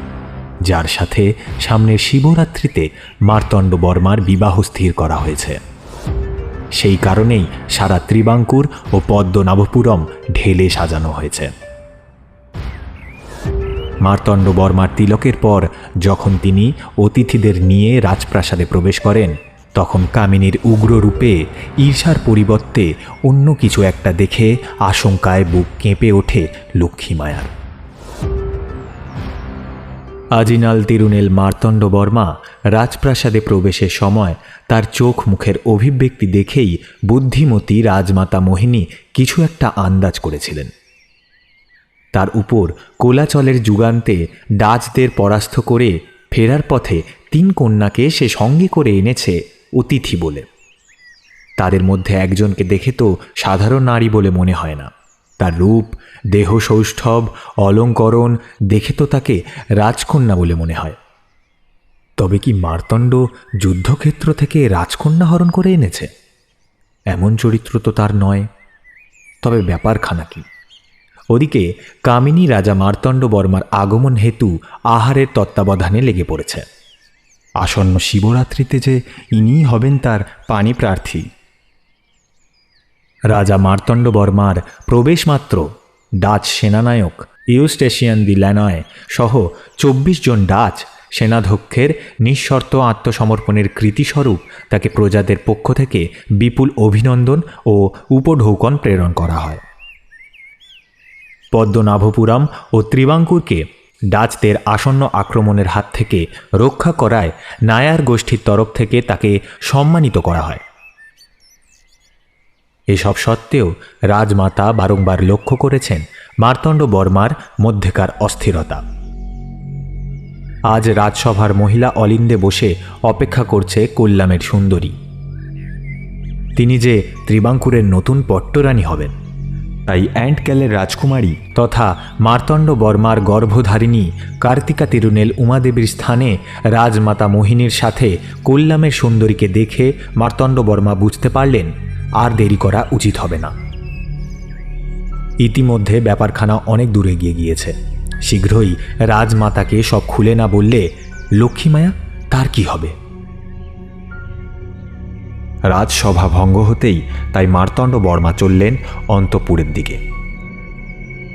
সেখানে এক নন্দিনী তার পথ রোধ করে দাঁড়ায়। সে উত্তাল যৌবনার চিকন গাত্র, লাস্যময়তায় যেন কোনো পুরুষের হৃদয়কে উদ্বেলিত করার জন্য যথেষ্ট। তার কুন্দের ন্যায় শোভিত শুভ্র দন্তরাজি দ্বারা চমৎকৃত হাসি পুরুষের রক্তে আগুন ধরিয়ে দিতে পারে। এ হেন সুন্দরীর হাতছানিতে মার্তণ্ড বর্মা কিছুক্ষণ অপলক দৃষ্টিতে তাকিয়ে রইলেন। নমস্কার মহারাজ। আপনি তো কোল্লাম থেকে আগত অতিথি। আপনি দেখছি সব খবরই রাখেন। রাজমাতা আমাকে আপনার ভোজনের দেখাশোনার ভার দিয়েছেন। সেই কোলাচল থেকে ফিরেছেন, একটু কিছু মুখে দেবেন চলুন। আমার আপনার সাথে কিছু কথা বলার ছিল। কথা তো সারা জীবনই হবে। চলুন চলুন, এখন ভোজনের সময় হয়ে গেল। বলে এক প্রকার জোর করে মার্তণ্ড বর্মাকে ভোজনালয়ে নিয়ে যাবার পথে তির্যক দৃষ্টিতে অতিথিশালার বাইরে অপেক্ষমান লক্ষ্মীমায়ার প্রতি বক্র দৃষ্টি হেনে চলে যায় অন্তঃপুরের দিকে। লক্ষ্মীমায়ার সাথে দাঁড়িয়ে থাকা তার সখী পুলুমায়া কামিনীর ব্যবহারে সখীকে বলে, সখী, রাজা কি রাজমাতাকে তোমাদের কথা বলতে পারবেন? আর কামিনী যেভাবে রাজপ্রাসাদে নিজ আধিপত্য বিস্তার করে ফেলেছে, তাতে রাজমাতা কি নিজ সিদ্ধান্ত বদল করতে রাজি হবেন? স্বামী নিশ্চয়ই কিছু উপায় করবেন। পল্লবীকে দেখছি না তো সখী, সে কোথায় গেল? এদিকে আহারাদির পর বিশ্রামালয়ে যাওয়ার আগে মার্তণ্ড বর্মা রাজমাতার সাথে একবার দেখা করার অভিলাষ ব্যক্ত করে। বহুদিন পর পৌত্র রাজধানীতে পদার্পণ করায় অপরাহ্নে একটি উৎসবের আয়োজন করেছিলেন রাজমাতা। পৌত্রের অভিলাষ শুনে তিনিও যারপন্নায় আনন্দিত হয়েছিলেন। তিনি যে নিজে কোল্লামের সেরা সুন্দরীকে নিজের পৌত্রের সঙ্গিনী নির্বাচন করে রেখেছেন সে সংবাদও তাকে দেওয়া হয়নি। তিনি জানেন মার্তণ্ডের কানে এ খবর আগেই পৌঁছেছে। তবে নিজ মুখে এই সুসংবাদ দেওয়ার লোভ তিনি সামলাতে পারলেন না। তার পুত্রবধূ কার্তিকা তিরুনেল উমাদেবী ছিলেন অ্যান্ড গ্যালের রাজকুমারী। বিবাহের অনতিকাল পরই তার পুত্র রাঘব বর্মা তদানীন্তন রাজধানী কালীমানুর প্রাসাদ থেকেই হঠাৎ নিরুদ্দেশ হয়ে যান। তখন থেকেই সন্তান সম্ভবা উমাদেবীর প্রতি বীতশ্রদ্ধ। তিনি নিজ পুত্রের নিরুদ্দেশ হওয়ার জন্য পুত্রবধূকে দায়ী মনে করতেন, তাই তাদের মধ্যে কোনোদিন সুসম্পর্ক গড়ে ওঠার অবকাশ হয়নি। এর পিছনে একটা ছোট্ট গল্প রয়েছে। তখন রাঘব বর্মা ও তার স্ত্রী উমাদেবীর বিবাহের 8 মাস অতিক্রান্ত হয়েছে। উমাদেবী ছিলেন অ্যান্ট গ্যালের রাজকুমারী। তিনি ছিলেন পরম শিবানুরাগী। তাই একদা তিনি তার স্বামীকে তার সন্তান সম্ভাবনার কথা জানিয়ে থিরুনাক্কারে সুন্দরেশ্বরের দর্শনে যাবার জন্য বায়না করেন। এমতাবস্থায় স্ত্রীর আবদার রাখতে তারা দুজন যখন থিরুনাক্কারের উদ্দেশ্যে যাত্রা করার উদ্যোগ নিচ্ছিলেন, তখন রাজমাতা মোহিনী থিরুনাক্কারে তাদের পূর্বপুরুষদের অভিশপ্ত অতীতের কথা স্মরণ করে পুত্রকে বহুবার সেখানে যেতে নিষেধ করেন। তখন উমাদেবীর কথায় অনিচ্ছা সত্ত্বেও তাদেরকে সুন্দরেশ্বরের দর্শনে যাওয়ার অনুমতি দেন। রাজা ও রানী ভোরবেলা মন্দিরের দরজা খোলার সাথে সাথে সেখানে উপস্থিত হন। কিছুক্ষণ পরেই একটা চাপা গোঙানির শব্দ শুনে রাজা রাঘব বর্মা সুন্দরেশ্বরের নাট মন্দির পেরিয়ে শব্দের উৎস অনুসরণ করে গিয়ে পৌঁছয় ব্রহ্ম রাক্ষসের মন্দিরে। উমাদেবী সন্তান সম্ভবা হওয়ায় পই পই করে মোহিনী দেবী তাকে ব্রহ্ম রাক্ষস মন্দিরে প্রবেশ করতে নিষেধ করেছিল। উমাদেবী কিছু বলার আগেই রাঘব বর্মা দ্রুত কদমে দক্ষিণ দিকের ব্রহ্ম রাক্ষসের মন্দিরে ঢুকে গিয়েছিল। অনেকক্ষণ অপেক্ষা করার পরও যখন রাঘব বর্মা ফিরে এলেন না, তখন উমাদেবী তার দেহরক্ষীদের সেদিকে প্রেরণ করে। তারা সারা থিরুনাক্কার মন্দির তন্ন তন্ন করে খুঁজেও কোথাও রাজা রাঘব বর্মাকে খুঁজে পাননি। কয়েক মুহূর্তের মধ্যে রাঘব বর্মা যেন অদৃশ্য হয়ে যায়। উমাদেবী শূন্য হাতেই কালীমানুরে ফিরে আসেন। রাজমাতা মোহিনী পুত্র শোক পেলেও শক্ত হাতে রাজ ধরে রেখেছিলেন, তবে পুত্রের নিখোঁজ হওয়ার জন্য উমাদেবীকে কোনোদিনও ক্ষমা করতে পারেননি। রাঘব বর্মা নিখোঁজ হওয়ার পর দীর্ঘদিন কালীমানুরের সিংহাসন রিক্ত ছিল। উমাদেবীর সন্তান আজিনাল তিরুনেল মার্তণ্ড বর্মা মাত্র 16 বছর বয়সে যখন সিংহাসন আরোহণ করেন, তখন থেকেই মোহিনী নিজে হাতে পৌত্রকে আগলে রেখেছিল। তখন থেকেই ডাচরা যথেচ্ছাচার শুরু করেছিল। তারা কেরালা উপকূলের কোলাচেলের বন্দর দখল করে। তারপর পদ্মনাভপুরম সহ ত্রিবাঙ্কুর দখলের পরিকল্পনা করতে থাকে। মার্তণ্ড বর্মা তখন রাজধানী থেকে দূরে ছিলেন। খবর পেয়ে বিপরীত দিক থেকে ডাচদের উপর প্রত্যাঘাত হেনে ডাচদের কোলাচেলের দিকে তাড়িয়ে নিয়ে যান। কোলাচেলের যুদ্ধে ডাচদের পর্যুদস্ত করে ত্রিবাঙ্কুরের রাজধানী স্থানান্তর করেন। কোল্লাম, কায়কুলাম ও কোট্টারাকারাকে নিজের রাজ্যভুক্ত করে নিয়েছিলেন। সেই ঘটনা পরে ক্রমে জানা যাবে। নায়ার গোষ্ঠীর তরফ থেকে উৎসবে অংশগ্রহণ করার আগেই মার্তণ্ড বর্মা চেয়েছিলেন রাজমাতাকে লক্ষ্মী মায়ার আসল পরিচয় পর্বটা দিয়ে দিতে, যাতে উৎসবের সময় রাজমাতা লক্ষ্মী মায়ার সাথে তার বিবাহ ঘোষণা করে দেন। রাজমাতার কক্ষে প্রবেশপূর্বক তাকে নমস্কার করেন মার্তণ্ড বর্মা। নমস্কার রাজমাতা। বুকে এসো মার্তণ্ড, কতদিন পর তোমায় দেখলাম। আজ তোমার জন্য আমি একটা বিশেষ সংবাদ নিয়ে এসেছি। রাজমাতা, আমিও আপনার জন্য কিছু বার্তা নিয়ে এসেছি। আপনাকে অবিলম্বে তা সূচিত করা অতি আবশ্যক। রাজমাতা কিছুক্ষণ মার্তণ্ড বর্মাকে আপাদমস্তক নিরীক্ষণ করে বলে, তোমায় কখনো তো এমন অস্থির চিত্ত দেখিনি মার্তণ্ড। তুমিই আগে বলো ব্যাপারখানা কি। রাজমাতা, আমি আমার বিবাহের ব্যাপারে আপনাকে কিছু বলতে চাই। রাজমাতা তার নির্দিষ্ট আসনে আসীন হয়ে বলেন, বলো পৌত্র, তোমার মনের কথা। মার্তণ্ড রাজমাতার সম্মুখে নিজ প্রেমিকার কথা বলতে একটু কুণ্ঠা বোধ করায় উঠে দাঁড়িয়ে রাজমাতার থেকে কিছুটা তফাতে রাজমাতার সামনে রাখা একটি গম্বুজের কাছে এগিয়ে গিয়ে বলতে শুরু করে। রাজমাতা, আমি জানতে পেরেছি যে আপনি কল্যাণ সুন্দরীকে আমার জীবন সঙ্গিনী রূপে নির্বাচন করেছেন। হয়তো আমিও আপনার এই সিদ্ধান্ত মেনে নিতে পারতাম, কিন্তু আমি কোলাচলে গমনের পূর্বেই একজনকে প্রতিশ্রুতি দিয়েছিলাম ফিরে এসেই আপনার অনুমতি নিয়ে তাকে আমার পট্টরানী করে নিয়ে আসবো ত্রিবাঙ্কুরের প্রাসাদে।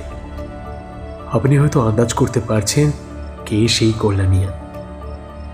আমি কোলাচল থেকে ফেরার পথে এতটুকু বলার আগেই একটা তীব্র মেয়েলি আর্তনাদ শুনে ঘুরে দাঁড়াতেই রাজমাতাকে ঢলে পড়তে দেখেন তার আসনে।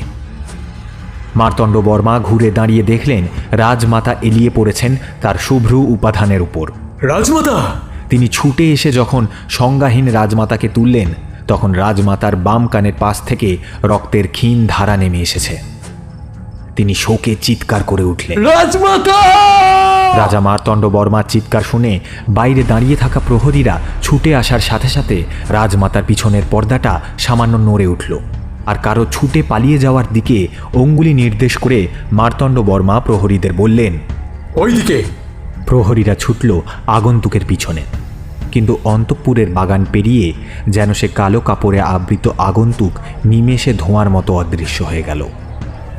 প্রহরীরা সিংহদুয়ার রুদ্ধ করে সারা মহলে তন্ন তন্ন করে তল্লাশ করতে লাগল। তবে বাইরে উৎসবের মেজাজ, তার মধ্যে ত্রিবাঙ্কুরের রাজপ্রাসাদের বাইরে এত লোকের সমাগম। তার মধ্যে রাজমাতার হত্যাকারীকে খোঁজার চেষ্টা মানে খড়ের গাদায় সূঁচ খোঁজার মতো। রাজবৈদ্য রাজমাতার মৃতদেহ পর্যবেক্ষণ করে গম্ভীর মুখে জানালো, খুবই অদ্ভুতজনক ব্যাপার রাজন। কেন বৈদ্যমশাই? রাজমাতার উপর যে তীব্র বিষ প্রয়োগ করা হয়েছে তাতে অতি দ্রুত হৃৎপিণ্ডে রক্ত জমাট বেঁধে মৃত্যু ঘটায়। এই প্রকার বিষের ব্যবহার তো বহুকাল আগে বন্ধ হয়ে গিয়েছে। তাছাড়া এর প্রয়োগ কৌশলও বেশ প্রাচীন। তিনি একটি খুব ছোট্ট তীক্ষ্ণ ফলাযুক্ত 1 আঙুলের মাপের লৌহ ফলা রাজনের সম্মুখে দেখিয়ে পুনরায় বলতে শুরু করলেন, খুব প্রাচীনকালে সম্ভবত কোট্টালাকার দিকে একদল আদিম জনগোষ্ঠীরা এক প্রকার তীব্র বিষ ব্যবহার করত। তারা একটা সরু কাঠের ফাঁপা নলের মধ্যে এই লৌহের ফলাটা বিষ মাখিয়ে শত্রুদের দিকে তাক করে তাতে ফু দিলেই নিঃসারে ফলাটা ছুটে গিয়ে শত্রুর কানের পেছনের নরম স্থানে গিয়ে বিদ্ধ, আর সাথে সাথেই শত্রু মৃত্যুর মুখে ঢলে পড়ত। এই কার্যে কোট্টারাকারার আদিবাসী মহিলারা খুবই পারদর্শী ছিল। মার্তণ্ড রাজবৈদ্যের কথা শুনে গম্ভীর মুখে মাথা নিচু করে বসে রইলেন। এদিকে রাজমাতার মৃত্যুতে সারা ত্রিবাঙ্কুরে শোকের ছায়া নেমে এলো। উৎসবের মেজাজ বদলে গিয়ে রাজমাতার আকস্মিক হত্যার খবর ছড়িয়ে পড়ায় জনগণ বেশ বিচলিত হয়ে পড়ল। লক্ষ্মীমায়া ত্রিবাঙ্কুরে প্রবেশের পর থেকে রাজা মার্তণ্ড বর্মার সাথে তার ঠিকমতো কথা হয়ে ওঠেনি। সেও বেশ অস্থির ছিল এই ভেবে রাজমাতা তাদের বিষয়ে সবটুকু শোনার পর কী সিদ্ধান্ত নেবেন। তার মধ্যেই এই রকম পরিস্থিতিতে তিনি কি করবেন বুঝে উঠতে পারছিলেন না। রাজমাতার অন্তিম কার্য সমাধা করে ফিরতে ফিরতে অনেক রাত হয়ে যায়। অবসন্ন মার্তণ্ড বর্মা সবে একান্তে নিজ কক্ষে বিশ্রাম নিচ্ছেন। এমন সময় তার মনে হলো তার কক্ষে যেন তিনি একা নন, আর কেউ তার সাথে রয়েছে। তিনি পালঙ্কে উঠে বসতেই সামনে যা দেখলেন তাতে যারপন্নায় বিস্মিত হলেন।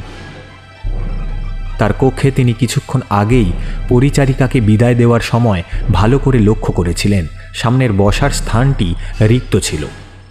পরিচারিকা যাওয়ার আগে তার কক্ষের একমাত্র দুয়ার রুদ্ধ করে গিয়েছিল।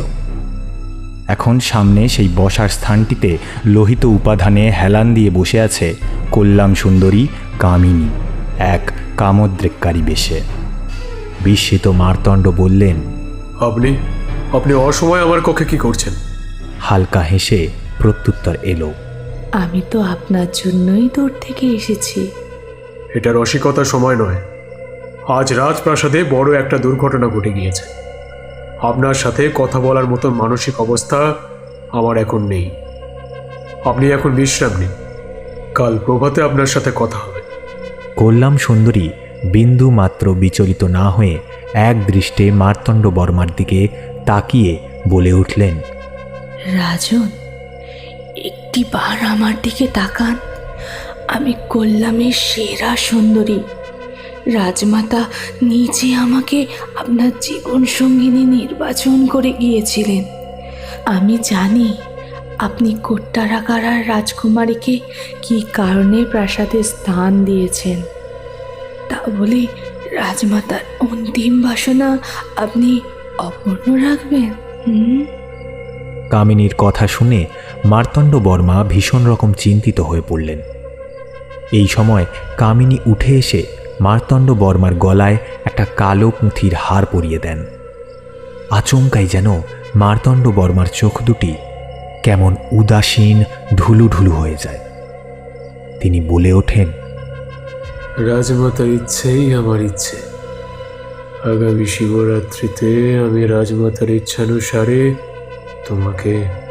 তোমাকে বিবাহ করব কামিনী। উচ্ছল ঝর্ণার মতো হেসে উঠে কামিনী বলে, তবে রাজন, এখন আমার সাথে চলুন। কামিনীর ইচ্ছে মতো ঘোড়ার পিঠে করে রাতের অন্ধকারেই মার্তণ্ড বর্মা কামিনীর সাথে দক্ষিণ দিকে পাড়ি দেয়।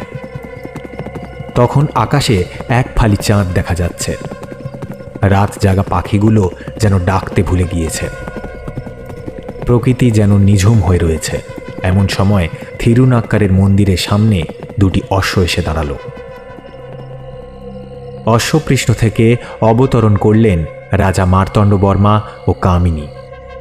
কামিনী যেন কুহেলির মতো রাজাকে ডেকে নিয়ে চলেছে পূর্ব দিকের থিরুনাক্কারের মহাদেব মন্দিরের দিকে।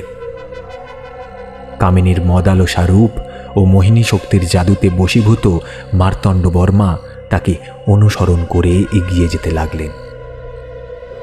কামিনী তার দেহের বসন শিথিল করে তার বক্ষের কাঁচুলি খুলে আজানুলম্বিত কেশদাম দ্বারা উন্নত বক্ষের উপর আবৃত করে পুরুষের উগ্র যৌন আকাঙ্ক্ষাকে উস্কে দিল।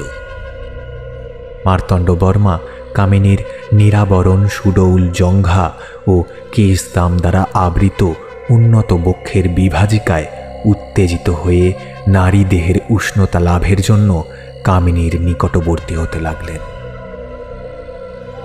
কামিনী থিরুনাক্কারের সুন্দরেশ্বর মন্দিরের নাট মন্দির পেরিয়ে ততক্ষণে দক্ষিণ দিকের সেই অভিশপ্ত কক্ষের সিঁড়ির মুখে দাঁড়িয়ে মার্তণ্ড বর্মাকে মদালস ভ্রুভঙ্গি দ্বারা নিজের দিকে আকর্ষণ করতে লাগল। নেশাগ্রস্তের মতো মার্তণ্ড বর্মাও দিক বিদিক জ্ঞানশূন্য হয়ে ভুলে গেলেন তিনি কোথায় এসে উপস্থিত হয়েছেন। তিনি যে অতীতে লক্ষ্মীরাজ কুদুম্ব বর্মার সময় ঘটে যাওয়া সেই অভিশপ্ত স্থানে এসে উপস্থিত হয়েছেন, যেখানে একদিন তার পূর্বপুরুষের রক্ত ঝরেছিল। তিনি ক্রমশ কামিনীর সাথে মিলিত হওয়ার বাসনায় অন্ধ হয়ে পদার্পণ করলেন সেই অভিশপ্ত কক্ষে। কামিনীর যৌবনের ভরন্ত দেহকে নিজ বাহুডরে টেনে নিয়ে আদিম লীলায় মেতে উঠলেন তার সাথে। কামিনী আর ত্রিবাঙ্কুর পতি যখন অন্তঃপুর থেকে থিরুনাক্কারের উদ্দেশ্যে রওনা হন, তখন তাদের অজান্তেই আরও কয়েকজন তাদের অনুসরণ করে থিরুনাক্কার মন্দিরে প্রবেশ করেছিল। তা তাদের কেউই টের পায়নি। কামিনী ও রাজা মার্তণ্ড বর্মা যখন গভীরভাবে পরস্পরকে আলিঙ্গনরত, এমন সময় তাদের কক্ষের সম্মুখে উপস্থিত হয় একটি অবয়ব। কামিনী তার কাম নেশায় আর এক কালো জাদুর হার দ্বারা মার্তণ্ড বর্মাকে বশীভূত করে, যার দরুন আজিনাল তিরুনেল মার্তণ্ড বর্মা থিরুনাক্কার মন্দিরে এসে পৌঁছয়। মন্দিরের সেই দীর্ঘদিন রুদ্ধ হয়ে পড়ে থাকা অভিশপ্ত কক্ষটি এক লহমায় কিভাবে সুসজ্জিত রূপ নেয় তা চিন্তা করার শক্তি তার লোপ পায়। তিনি শুধু তার কাঙ্ক্ষিত কামিনীর মোহগ্রস্ত হয়ে পড়েন। রতিশোক লাভের আগে রাজনকে এক নেশা ভরা কণ্ঠে কামিনী বলে ওঠে, রাজন, আপনি আপনার প্রেয়সীর জন্য একটি কাজ সমাধা করতে পারবেন? আমি ত্রিবাঙ্কুরপতি। তুমি কিছুদিন বাদে এ রাজ্যের পট্টরানী হবে। বলো কামিনী, তোমার জন্য আমায় কি করতে হবে? তেমন কিছু নয় রাজন, একটা সামান্য পাথর এনে দিতে পারবেন? কি পাথর চাই তোমার বলো? হিরে, জহরাত, পদ্মরাগ, মণি, পোকরাজ, কি চাই তোমার বলো? এখনই তোমার পদতলে এনে হাজির করব আমি। কামিনী তার নেশা ধরানো হাসি হেসে বলে, সেসব আমার কিছুই চাই না রাজন। আপনি আমার কাছে সবচেয়ে মূল্যবান।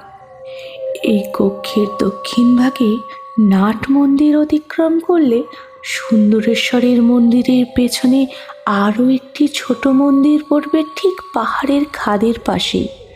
সেই মন্দিরের বিগ্রহের মস্তকে একটি পিঙ্গল বর্ণের পাথর সংস্থাপন করা রয়েছে। সেই পাথরটাই আমার জন্য আপনাকে নিয়ে আসতে হবে মহারাজ। এই সামান্য ব্যাপার? কামিনী, এখনই আমি সে পাথর তোমার জন্য নিয়ে আসছি। বলে গায়ে উত্তরীয় চাপিয়ে অন্ধকারে একটা দীপ নিয়ে কক্ষ থেকে নিষ্ক্রান্ত হলেন। তিনি নিজ অজান্তেই মায়ার বশে কামিনীর নির্দেশিত পথে অগ্রসর হয়ে সুন্দরেশ্বর মন্দির পেরিয়ে উপস্থিত হলেন ব্রহ্মরাক্ষস মন্দিরে। খাদের ধারে থেরুনাক্কারের ব্রহ্মরাক্ষসের মন্দিরের ভয়ানক মূর্তিটার সামনে উপস্থিত হন। রাত্রে তৃতীয় প্রহরে মূর্তিটাকে দ্বীপের আলোকে আরও বীভৎস লাগছে। তার মাথায় পিঙ্গল বর্ণের পাথরটি দ্বীপের আলোয় চকচক করছে। সেটিকে তুলে নেবার জন্য মার্তণ্ডবর্মা হাত বাড়াতেই একটি মেয়েলি কণ্ঠ বলে উঠল, সাবধান রাজন! চমকে উঠে মার্তণ্ডবর্মা দেখে সামনে একটি নারী। হুঙ্কার দিয়ে মার্তণ্ডবর্মা বলে ওঠে, কে তুমি? ত্রিবাঙ্কুরপতিকে তার কার্য সাধনে বাধা প্রদানের স্পর্ধা প্রদর্শন করো। নারীটি তার মুখের আবরণ সরাতেই মার্তণ্ডবর্মা বলে, পুলুমায়া, তুমি এখানে কি করছো? রাজন, আপনি নিজ অজান্তেই এই অভিশপ্ত ব্রহ্মরাক্ষস মন্দিরে প্রবেশ করেছেন। আমি বাধা প্রদান না করলে আপনার অসাবধানতায় ওই পাথরে বন্দি ব্রহ্মরাক্ষস মুক্তি লাভ করে পুনরায় তাণ্ডব শুরু করত। কি সব যাতা বলছো পুলুমায়া? আমার ভবিষ্যৎ পট্টরানী কামিনী আমার নিকটেই সামান্য পাথরের প্রার্থনা করেছে। এই মন্দির আমাদের বংশের প্রতিষ্ঠিত মন্দির। নিজ অজান্তে ভুল করে ফেলেছ বলে ক্ষমা করে দিলাম। এখন যাও, আর রাজকার্যে বাধা দিতে এসো না। বলে তিনি পুনরায় ব্রহ্মরাক্ষসের দিকে হাত বাড়াতেই পুলুমায়া পুনরায় মার্তণ্ডবর্মাকে বলে, রাজন, এই রাক্ষসকে মুক্ত করার মতো ভুল করবেন না। দ্বিরুক্তি করার পূর্বেই একটা শানিত তরবারি বেরিয়ে এলো পুলুমায়ার পেটের ভেতর থেকে। আর যন্ত্রণানুভূতি হবার আগেই তরবারি বিদ্ধ স্থান থেকে ছড়ছড় করে তাজা রক্ত বেরিয়ে পুলুমায়ার কাপড় আর মন্দিরের মেঝে ভিজে যেতে লাগলো।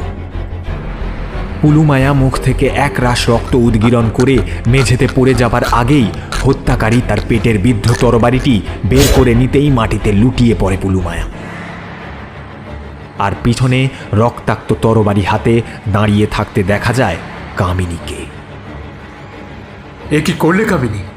মন্দিরে নারী হত্যা করলে? আর বেশি সময় নেই রাজন, আপনি আপনার কার্য দ্রুত সমাধা করুন। মার্তণ্ড পুনরায় ব্রহ্মরাক্ষসের দিকে হাত বাড়াতেই এবার একটা চেনা মেয়েলি কণ্ঠ কানে এলো, থামুন স্বামী। মার্তণ্ড দরজার দিকে তাকাতেই দেখল লক্ষ্মী মায়া তার সখী পল্লবীকে নিয়ে দাঁড়িয়ে আছে। লক্ষ্মী মায়া আর মুহূর্ত অপেক্ষা না করে এগিয়ে যেতে থাকে মার্তণ্ডবর্মার দিকে। এমন সময় কামিনী বলে ওঠে, রাজন, শীঘ্রই পাথর টেনে বের করে ফেলুন ব্রহ্মরাক্ষসের কপাল থেকে, আর মাটিতে আছড়ে ফেলুন। কামিনীর কথা মতো মার্তণ্ডবর্মা ব্রহ্মরাক্ষসের কপাল থেকে পিঙ্গল বর্ণের পাথরটি টেনে বার করে নিতে উদ্যত হয়। তখনই লক্ষ্মীমায়া এক প্রকার দরজার সামনে তরবারি হাতে দণ্ডায়মান কামিনীকে উপেক্ষা করেই ছুটে আসে মার্তণ্ডবর্মার নিকট। রাজাকে প্রতিহত করতে তার গলার কালো হারটা ধরে একটা টান মারতেই সেটা ছিঁড়ে গিয়ে কালো পুঁথিগুলো মাটিতে ছড়িয়ে পড়ে সাথে সাথেই জ্বলে ছাই হয়ে যায়। আর তখনই একটা দমকা বাতাসের সাথে মার্তণ্ড বর্মার উপর থেকে কালো জাদুর বন্ধন কেটে যায়। এতদিনের সাজিয়ে রাখা ছক উল্টে যাওয়ায় ক্রোধে অগ্নিমূর্তি কামিনী সেই তরবারি ছুঁড়ে দেয় লক্ষ্মী মায়ার দিকে। আবার এই কক্ষে রক্তপাত ঘটল। প্রচণ্ড আর্তনাদ করে উঠল লক্ষ্মী মায়া। ব্রহ্ম রাক্ষস মন্দিরের বাইরে থেকে কামিনীর শানিত রক্তাক্ত তরবারি আঘাত হানল লক্ষ্মী মায়াকে লক্ষ্য করে। এমন সময় সখীকে বাঁচানোর জন্য বুক পেতে দিলেন পল্লবী। তরবারি এসে আঘাত হানল লক্ষ্মী মায়ার বদলে পল্লবীর বুকে। পল্লবীর হৃৎপিণ্ড এফোর ওফোর করে দিল কামিনীর তরবারি। পল্লবী একটি মাত্র শব্দ উচ্চারণ করল, ব্রহ্ম রাক্ষস। তারপরেই তাকে দেখে লক্ষ্মী মায়া চিৎকার করে উঠল। সখীর মৃতপ্রায় দেহটি ধরে মাটিতে বসে পড়ল। আর ঘটনার আকস্মিকতায় ব্রহ্ম রাক্ষসের মূর্তির মাথায় রাখা পিঙ্গল পাথরটি আলগা হয়েই ছিল, তবে এবার সেটা মাটিতে পড়ে ভেঙে খান খান হয়ে গেল। সাথে সাথেই একটা বড় কালো ছায়া রাক্ষসের অবয়ব নিয়ে সারা কক্ষ জুড়ে বিস্তার লাভ করতে লাগলো। তা দেখে কামিনী অট্টহাসিতে ফেটে পড়ল।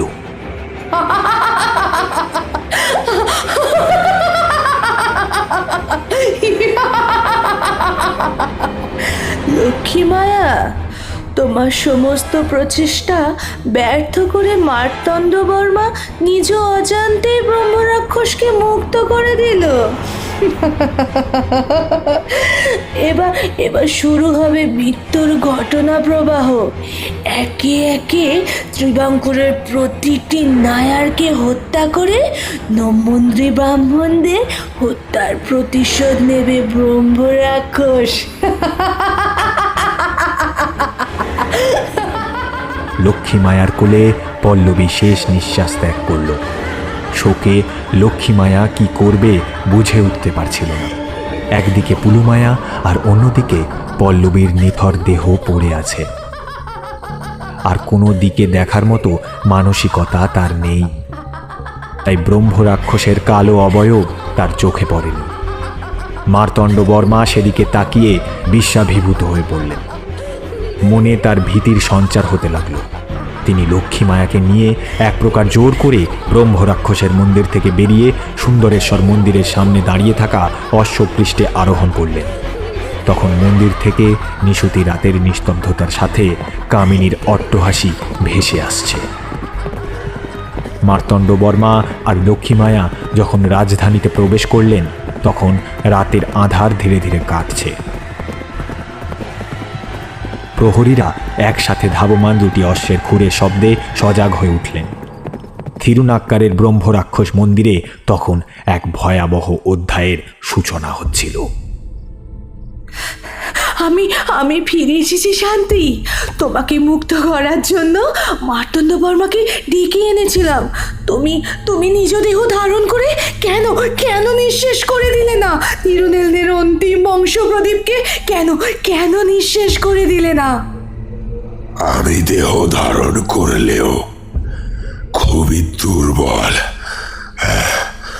আমার শক্তি বৃদ্ধির জন্য প্রয়োজন একজন সুলক্ষণা নারী দেহ, যার সতীত্ব হরণ করেই আমি পূর্ণরূপে হয়ে উঠবে একজন শক্তিশালী ব্রহ্ম রাক্ষস।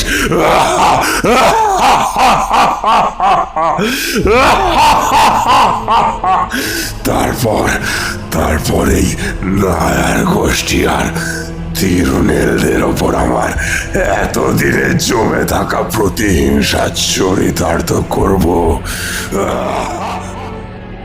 মার্তণ্ড বর্মার ওই প্রেয়সী কোট্টারাকার রাজকুমারী লক্ষ্মী মায়া অতি সুলক্ষণা কুমারী।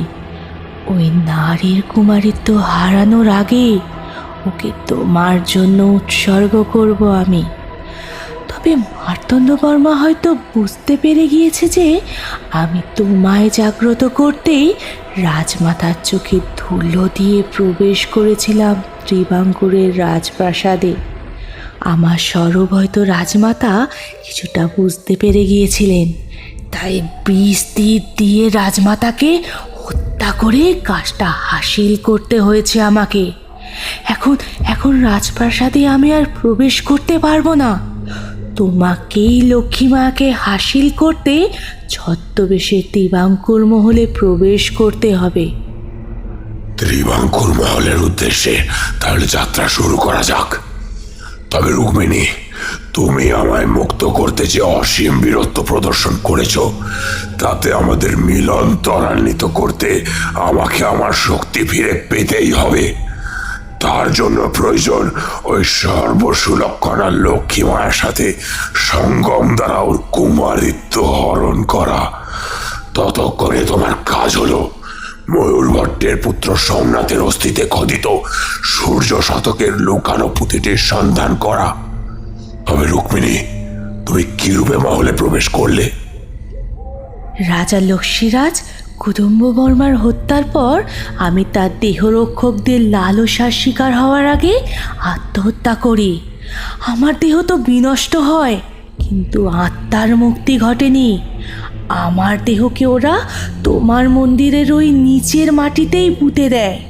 সেই থেকে আমার অতৃপ্ত আত্মা ত্রিবাঙ্কুরবাসীদের ওপর প্রতিশোধ স্পৃহা চরিতার্থ করার জন্য একটি দেহের সন্ধান করে বেরিয়েছে।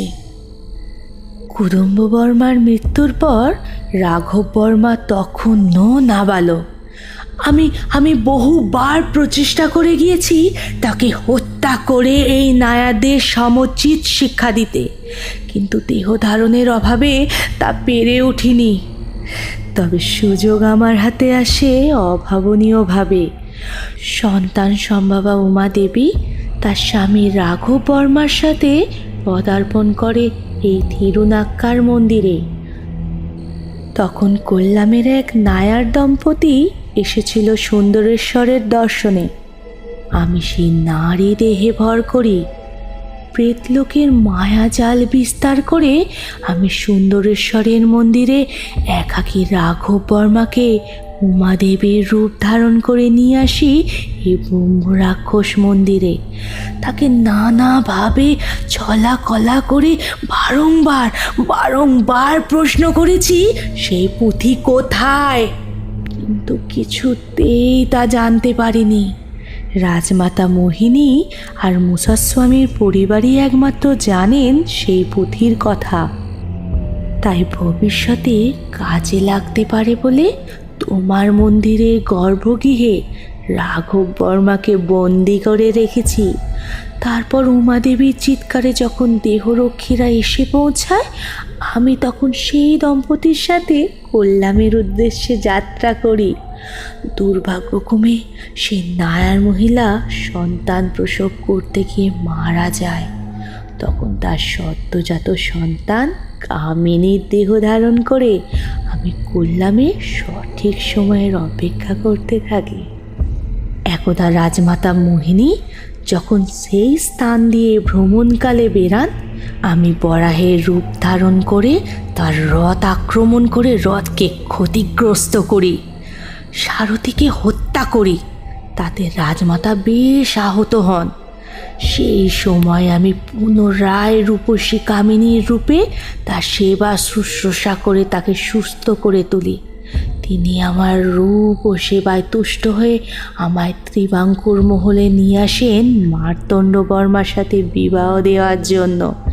তবে রাজমাতা মোহিনী যে তার পুত্রের সাথে তার কাঙ্ক্ষিত কন্যার বিবাহ দেবেন তা আন্দাজ করতে পেরেই তাকে বিষ তীর প্রয়োগ করে হত্যা করতে বাধ্য হই। তুমি সেই পুঁথিটির সন্ধান করো, আমি চললাম ত্রিবাঙ্কুর মহলের দিকে। আগামী অমাবস্যার পূর্বেই আমি যদি লক্ষ্মী মায়াকে কবজা করতে না পারি, তবে আর কোনোদিনই আমি ফিরে আসতে পারবো না গো, ফিরে আসতে পারবো না। না, পূর্বজন্মে আমাদের মিলন অসম্পূর্ণ থেকে গিয়েছিল। এ জন্মে আমাদের মিলন ঘটবেই, নচেত আমার আত্মা প্রেতজনিতে সারা জীবনের জন্য বন্দী হয়ে পড়বে। ব্রহ্ম রাক্ষসের কালো ছায়া কামিনীর দেহধারী রুক্মিণীর থেকে বিদায় নিয়ে ত্রিবাঙ্কুরের উদ্দেশ্যে রওনা দেয়। ত্রিবাঙ্কুরের আকাশ রাজমাতা মোহিনীর মৃত্যুর পর থেকেই কেমন থম মেরে রয়েছে। আজ সকাল থেকেই আকাশ মেঘে আচ্ছন্ন।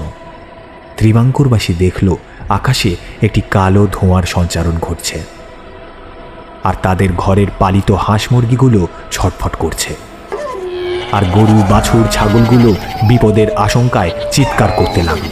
কুকুরগুলো আকাশের কালো ধোঁয়ার দিকে তাকিয়ে করুণ শব্দে কাঁদতে লাগলো। সেই কালো ধোঁয়া সমগ্র ত্রিবাঙ্কুর মহলের ওপর ঘনীভূত হয়ে উঠল। মহারানী উমাদেবীর কক্ষে মূষাস্বামীর পুত্র বৃন্দাস্বামী আর মার্তণ্ড বর্মা বসে ত্রিবাঙ্কুরের বুকে মুক্ত ব্রহ্মরাক্ষসের ভীতি কিভাবে প্রতিরোধ করা যায় তা নিয়ে আলোচনায় বসলেন। প্রত্যেকের মুখে দুশ্চিন্তার ছাপ স্পষ্ট। ওদিকে অতিথিশালায় শোকাকুলা লক্ষ্মীমায়া তার দুই বাল্য সখীর মৃত্যুতে অশ্রুমোচন করছেন। এমন সময় কাঁধে একটা শীতল স্পর্শে মুখ তুলে তাকিয়ে দেখলেন সামনে হালকা হাসি মুখে দাঁড়িয়ে মার্তণ্ড বর্মা। তার চোখের দিকে চোখ রাখতেই লক্ষ্মীমায়া তাতে দেখল কেমন নেশা ধরা এক চাহনি, যেন এই মার্তণ্ড বর্মাকে তিনি চেনেনই না। আপনি অসময়ে জানান না দিয়ে এই অতিথিশালায়? আমি কি আমার প্রেয়সীর নিকট দেখা করতে আসতে পারি না? লক্ষ্মীমায়াকে নিজ বাহুডরে টেনে নিয়ে মার্তণ্ড বর্মা বলে উঠলেন, প্রেয়সী, তোমার রূপ সুধায় যে কোনো পুরুষ তোমার পদতলে দস্তখত লিখে দেবে।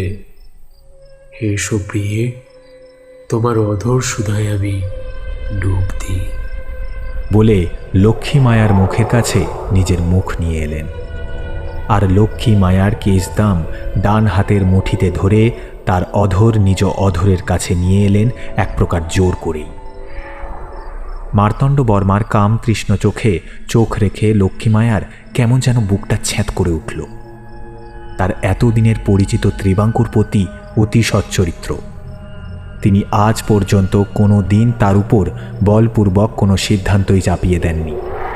তিনি কিনা আজ এমন লোকচক্ষুর অন্তরালে সাপদের ন্যায় গোপনে তার কক্ষে এসে তাকে বলপূর্বক আলিঙ্গন করছে। হঠাৎই লক্ষ্মীমায়া সামনে রাখা আরশির দিকে তাকাতেই মার্তণ্ড বর্মাকে এক ধাক্কায় সরিয়ে পালঙ্ক থেকে ছিটকে নেমে আসে। দৃঢ় কণ্ঠে লক্ষ্মীমায়া বলে ওঠে, কে তুমি? তুমি তো মার্তণ্ড নও। অট্ট হাসিতে অতিথিশালা কাঁপিয়ে হেসে ওঠে মার্তণ্ড বর্মা।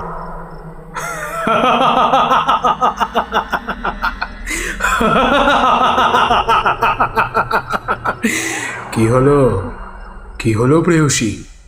তুমি কি আমায় চিনতে পারছো না? হ্যাঁ, আমি ত্রিবাঙ্কুরপতি আজিনাল তিরুনেল মার্তণ্ড বর্মা, আর আগামী শিবরাত্রিতে তুমি হবে আমার পট্ট রানী। এসো, কাছে এসো।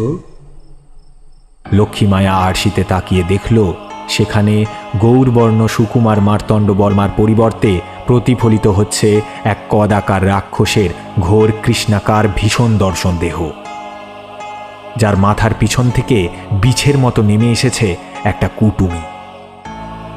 কালো বর্ণের উপর শ্বেত উপবীতটি চোখে পড়ার মতো। লক্ষ্মীমায়ার মনে ভীতির সঞ্চার হলেও সাহস সঞ্চয় করে সে এক লাফে তার পার্শ্বস্থ তরবারিটি তুলে নিয়ে মুহূর্ত কাল বিলম্ব না করে খাপ উন্মোচন করে চকচকে অস্ত্র উঁচিয়ে বলে ওঠে, দেব দৈত্য মানব তুমি যেই হও না কেন, রুদ্রনাথের এই তরবারি তোমায় স্পর্শ মাত্র তুমি নিজ রূপ ধারণ করবে। এখনো সময় আছে, সত্য স্বীকার করো।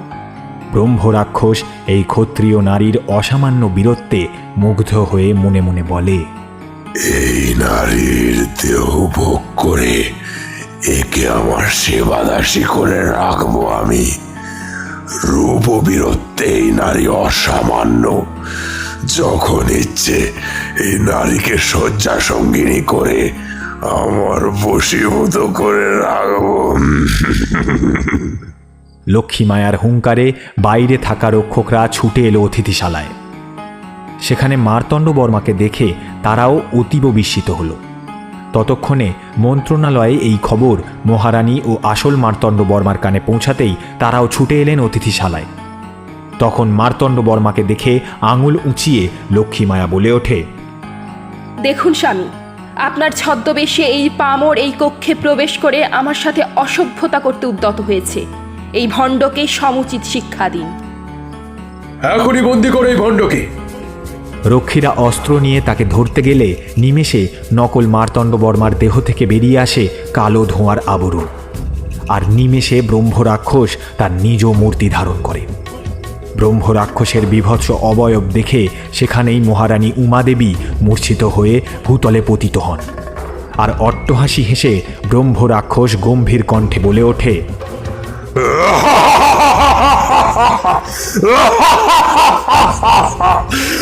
আমি ফিরে এসেছি ত্রিবাঙ্কুর পতি মার্তণ্ড বর্মা।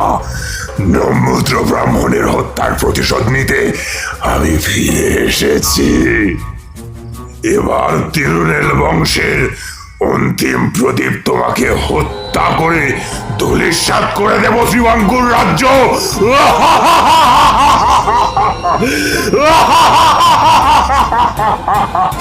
তোমাকে বলি দিয়ে আমি ব্রহ্ম রাক্ষসের অভিশপ্ত জীবন থেকে মুক্তি লাভ করব, আর এই সুলক্ষণা কন্যার সাথে সঙ্গমকুরের কুমারিত্ব নষ্ট করে একে চিরতরে আমার দাসী করে রাখবো। এর পবিত্র আত্মা দিয়ে রুক্মিণীকে পেটজনি থেকে উদ্ধার করব আমি। বলে কালো ধোঁয়ার আকারে বাতাসে মিলিয়ে যায় ব্রহ্ম রাক্ষস।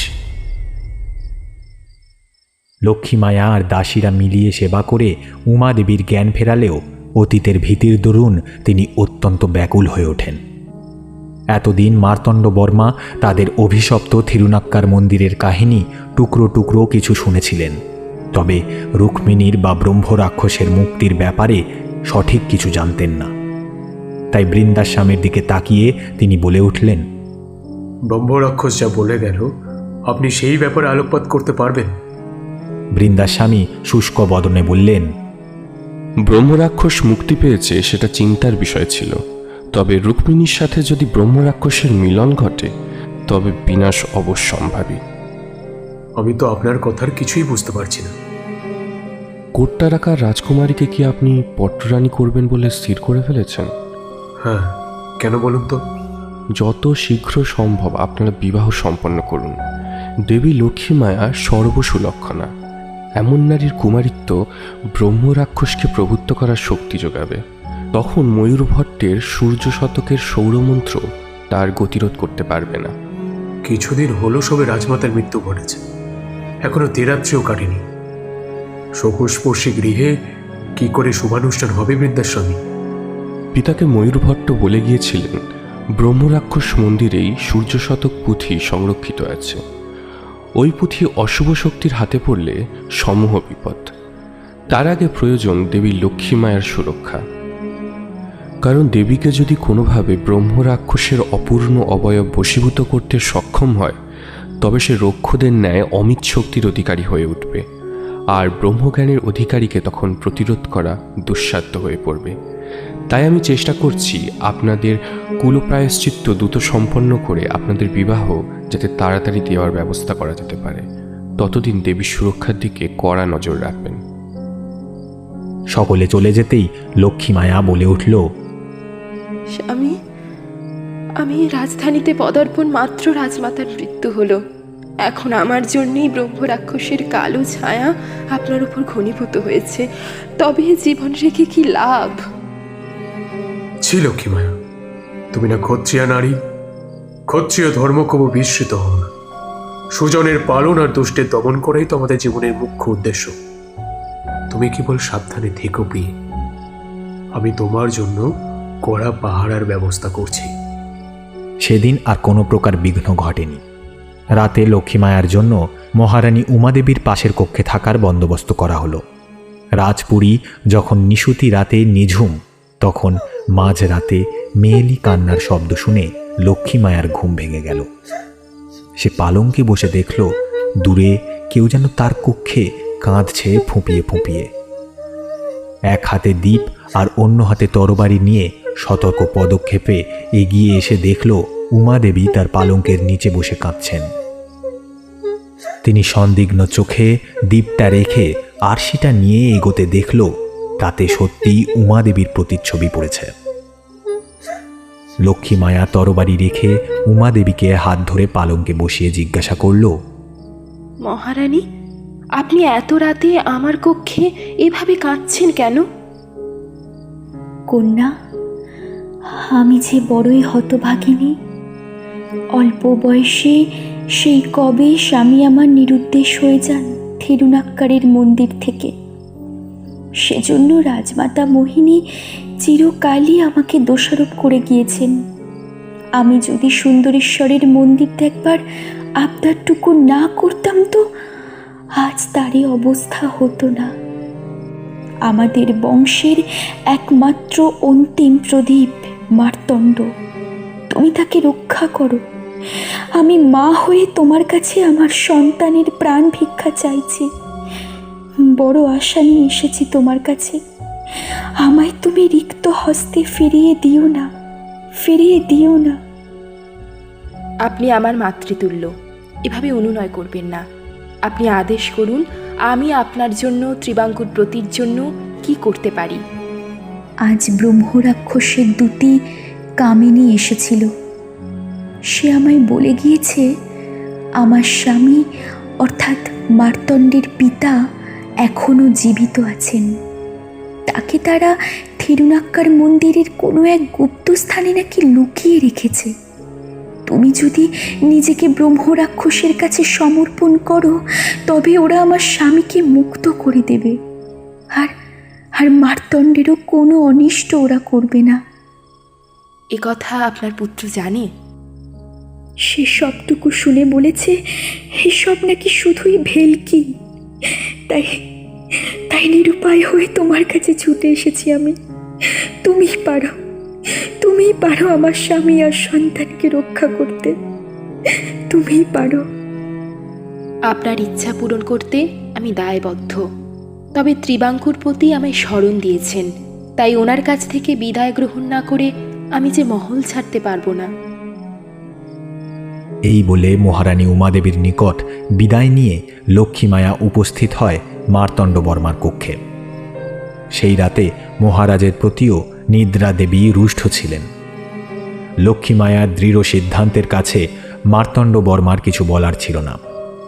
তাই স্থির হল পরদিন তিরুনেলদের কুলদেবতা পদ্মনাভের আশীর্বাদ নিয়ে লক্ষ্মী মায়া একাই রওনা দেবেন থিরুনাক্কারের উদ্দেশ্যে।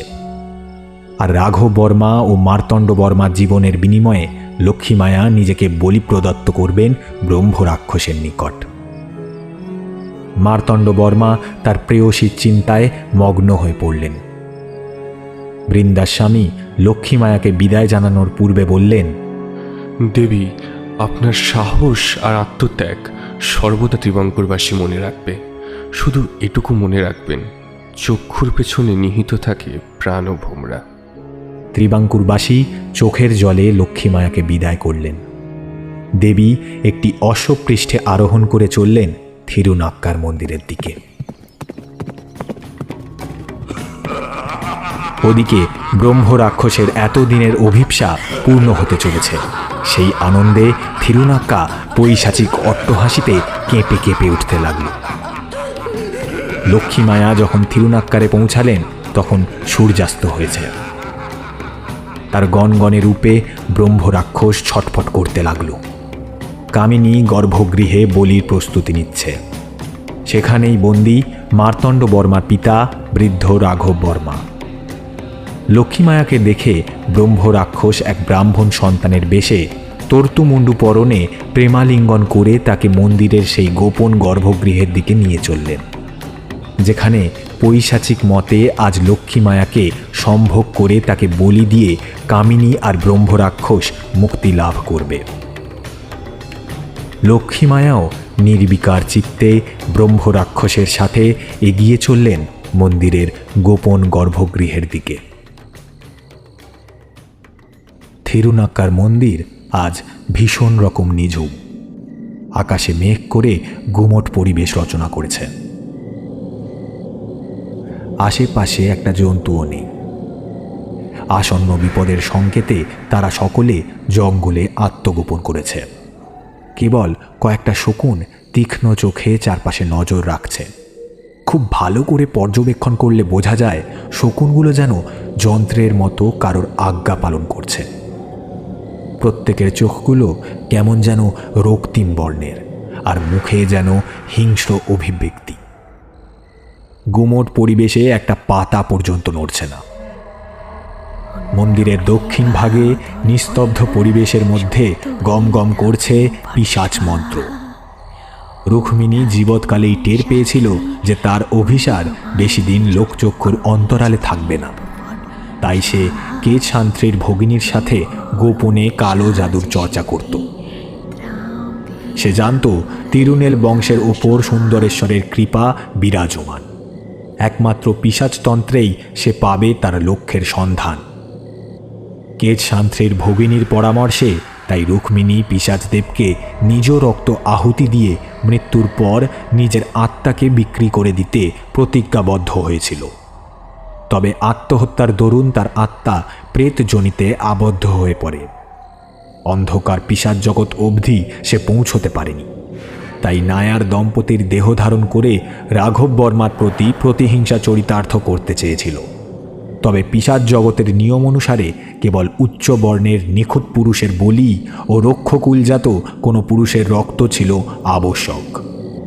তার জন্য হয়তো এতদিন অপেক্ষার প্রয়োজন হতো না যদি না একটি অমাবস্যা তিথি সামনে উপস্থিত না হতো। এই বিশেষ অমাবস্যা 100 বছরে একবার আসে, যখন পিশাচদের ক্ষমতা বহু গুণ বৃদ্ধি পায়। পূর্বজন্মের অতৃপ্ত বাসনাকে পরিপূর্ণ করার জন্য ব্রহ্ম রাক্ষসের মুক্তিও তার কাছে ছিল আবশ্যক। এত বছর বহু প্রচেষ্টা করেও সে ময়ূরভট্টের সূর্য শতক পুঁথি উদ্ধার করতে পারেনি। তাই কৌশলে রাজমাতা মোহিনীকে বশ করে মার্তণ্ড বর্মার দ্বারা সে কার্য হাসিল করতে উদ্যত হয়েছিল। চূড়ান্ত মুহূর্তে লক্ষ্মীমায়া তার সমগ্র কৌশল ব্যর্থ করে দেওয়ায় তাকে মৃত্যুদণ্ড দিতে চেয়েছিল। তখনই কামিনীর তীক্ষ্ণ চোখ টের পায় এই সেই সুলক্ষণা নারী, যার প্রতীক্ষা সে এত বছর করে আসছে। ব্রহ্ম রাক্ষস লক্ষ্মীমায়ার দেহ সম্ভোগের পর যখন মুক্তি লাভ করবে, তখন তার রক্তের আহুতি ও রাঘব বর্মাকে পিশাচের উদ্দেশ্যে বলি দেওয়ার জন্য এত আয়োজন। এতে রুক্মিণীর আত্মাও যেমন মুক্তি পাবে, তেমন ব্রহ্ম রাক্ষসেরও মুক্তি ঘটবে। পিশাচ লোকে 2 আত্মা অমর হয়ে উঠবে। থিরুনাক্কার মন্দিরের দক্ষিণ দিকে ব্রহ্ম রাক্ষস মন্দিরের মূর্তির পেছন দিকের গুপ্ত কক্ষের ভেতর একটা ঘোরানো সিঁড়ি নেমে গিয়েছে নিচের গর্ভগৃহের অন্ধকার কুঠুরিতে। সেখানে একটি অদ্ভুত ষড়ভুজাকৃতি ছকের মধ্যে বৃদ্ধ রাঘব বর্মাকে শুইয়ে রাখা হয়েছে। ষড়ভুজের প্রতিটি কোণায় হলুদ সিঁদুর মাখানো 6টা পাতি লেবু রাখা আছে। তার সামনে জ্বলছে ধুনি। তার সামনে রাখা মরার মাথার খুলি, সুরা, বলিপ্রাপ্ত ছাগের কাটা মুন্ডু, একটি জ্বলন্ত মোমবাতি, শাল কাপড়ে মোড়া একটি ছোট্ট ভুরু পুতুল এবং আরও নানান কালো জাদুর সামগ্রী। ব্রহ্ম রাক্ষস লক্ষ্মীমায়ার করস্পর্শ করতে গেলে অভিমানিনী ক্ষত্রিয় নারী বলে ওঠে, আগে রাঘব বর্মাকে মুক্ত করো, তারপরই তুমি আমায় পাবে। ওই যে সামনের কুঠুরিতে ক্ষীণ আলো দেখা যাচ্ছে, সেখানেই তুমি রাঘব বর্মার সন্ধান পাবে। লক্ষ্মীমায়ার ঘাড়ে উষ্ণ নিঃশ্বাসের স্পর্শ পড়তেই সে চকিত হরিণীর মতো তার সকল ইন্দ্রিয়গুলোকে সতর্ক করে ফেলে।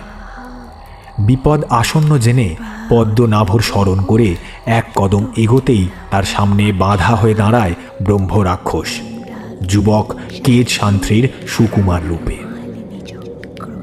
ব্রাহ্মণ বেশেও তার রক্তিম চোখ থেকে কামনার রস যেন চলকে ওঠে। এক লহমায় লক্ষ্মীমায়ার ক্ষীণ কুটিদেশ 2 বাহুর দ্বারা বেষ্টন করে তাকে আলিঙ্গন করতে উদ্যত হয়। লক্ষ্মীমায়ার দেহ শক্ত হয়ে ওঠে।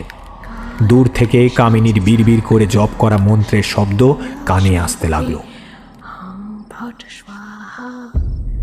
ত্রিবাঙ্কুরের প্রাসাদে রাজা মার্তণ্ড বর্মা লক্ষ্মীমায়ার প্রস্থানের পর থেকেই গভীর চিন্তাগ্রস্ত হয়ে রয়েছেন।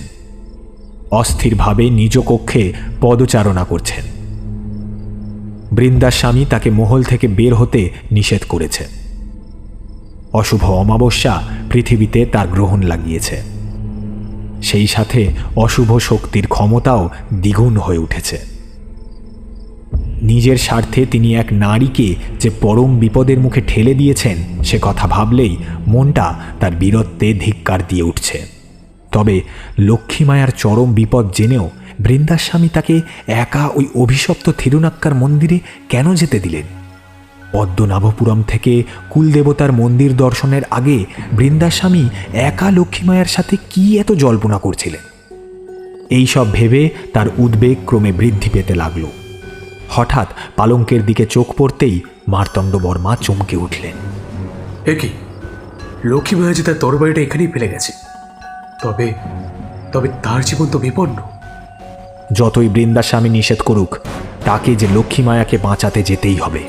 তাই ছদ্মবেশে রাতের অন্ধকারেই অশ্বশালা থেকে নিজের অশ্ব নিয়ে রাজা মার্তণ্ডবর্মা বেরিয়ে পড়লেন থিরুনাক্কার মন্দিরের উদ্দেশ্যে।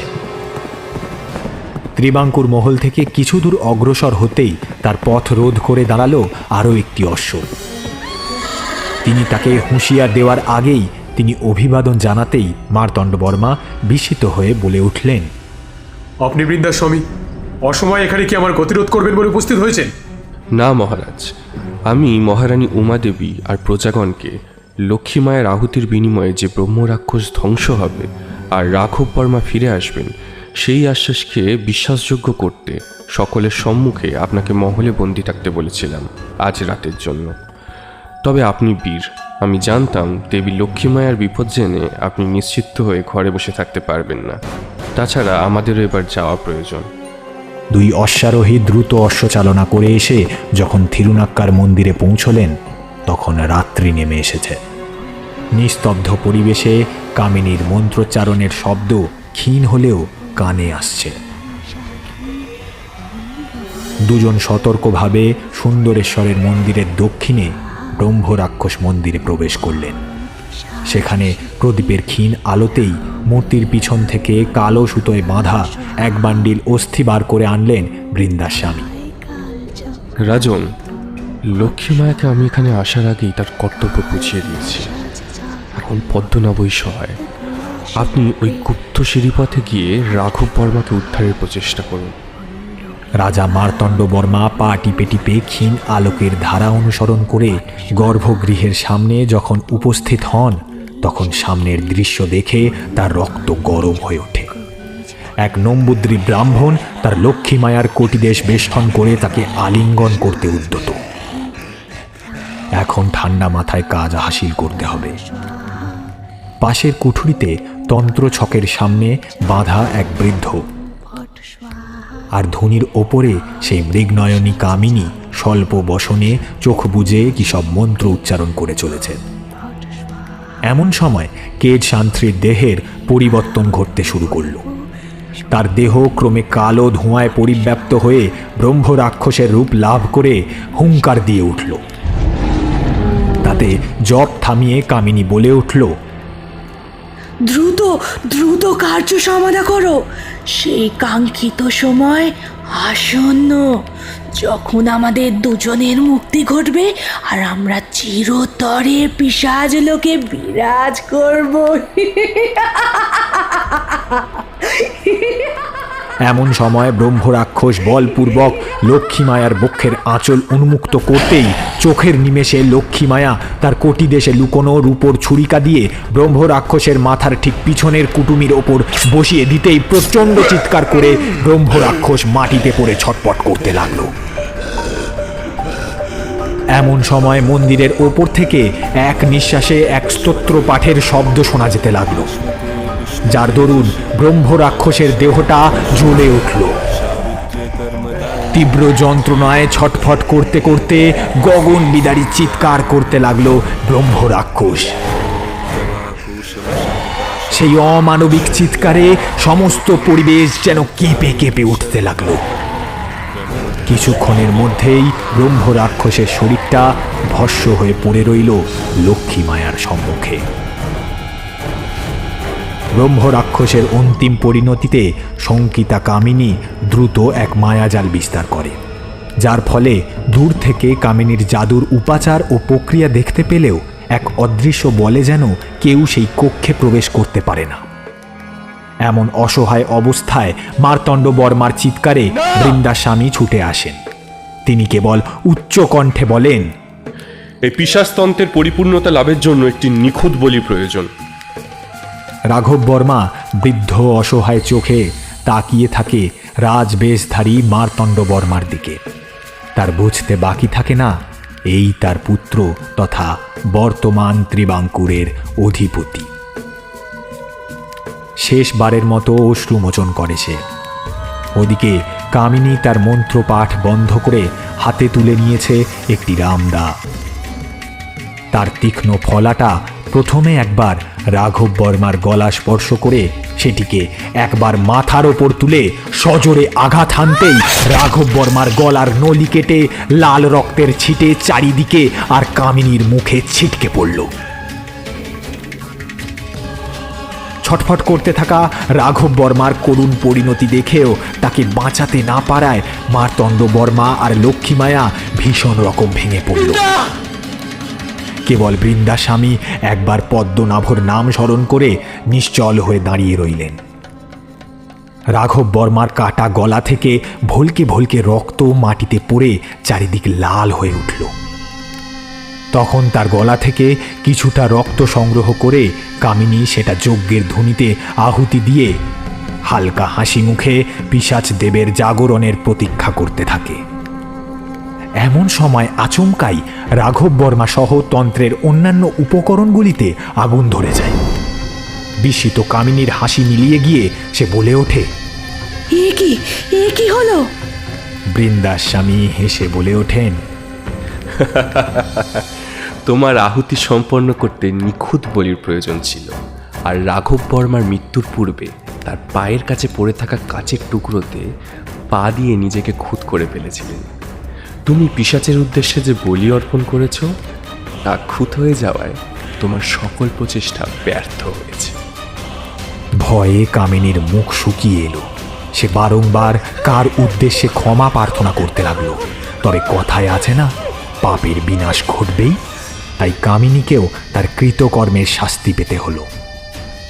কামিনীর সেই কক্ষ ক্রমে অন্ধকার হয়ে এলো, আর বৃন্দাস্বামীর সাথে প্রত্যাবর্তনের পথে একটা প্রচণ্ড শব্দে মার্তণ্ড বর্মা আর লক্ষ্মীমায়া দেখল কামিনীর দেহ ক্রমে অপরূপ থেকে মোমের মতো গলে যেতে বসেছে, আর তার কণ্ঠে করুণ আকুতি।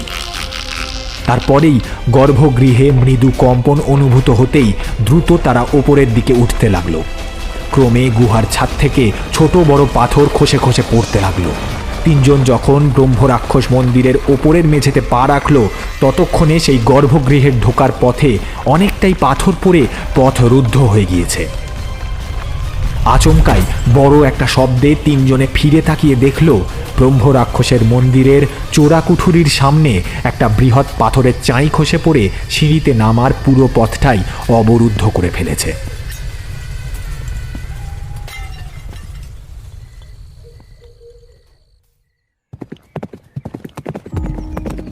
ত্রিবাঙ্কুরে ফেরার পথে বৃন্দাস্বামী সূর্য শতকের পুঁথিটি পেরিয়ারের নদীতে বিসর্জন দিয়ে দিলেন। সূর্যোদয়ের সাথে ত্রিবাঙ্কুরে যেন নতুন প্রভাতের সূচনা হল।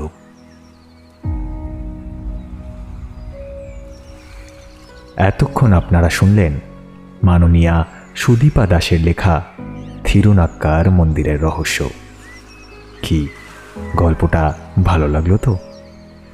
যদি গল্পটা ভালো লেগে থাকে তাহলে লাইক করুন ও কমেন্টে নিজের মতামত জানান। নিজের বন্ধু এবং পরিবারের সাথে শেয়ার করতে ভুলবেন না। চ্যানেলে নতুন হলে সাবস্ক্রাইব করে পাশে থাকা বেল আইকনটি প্রেস করে দিন, যাতে আমাদের সমস্ত নোটিফিকেশন আপনাদের কাছে সবার আগে পৌঁছয়। আর তৈরি থাকুন আমাদের পরবর্তী গল্পের জন্য।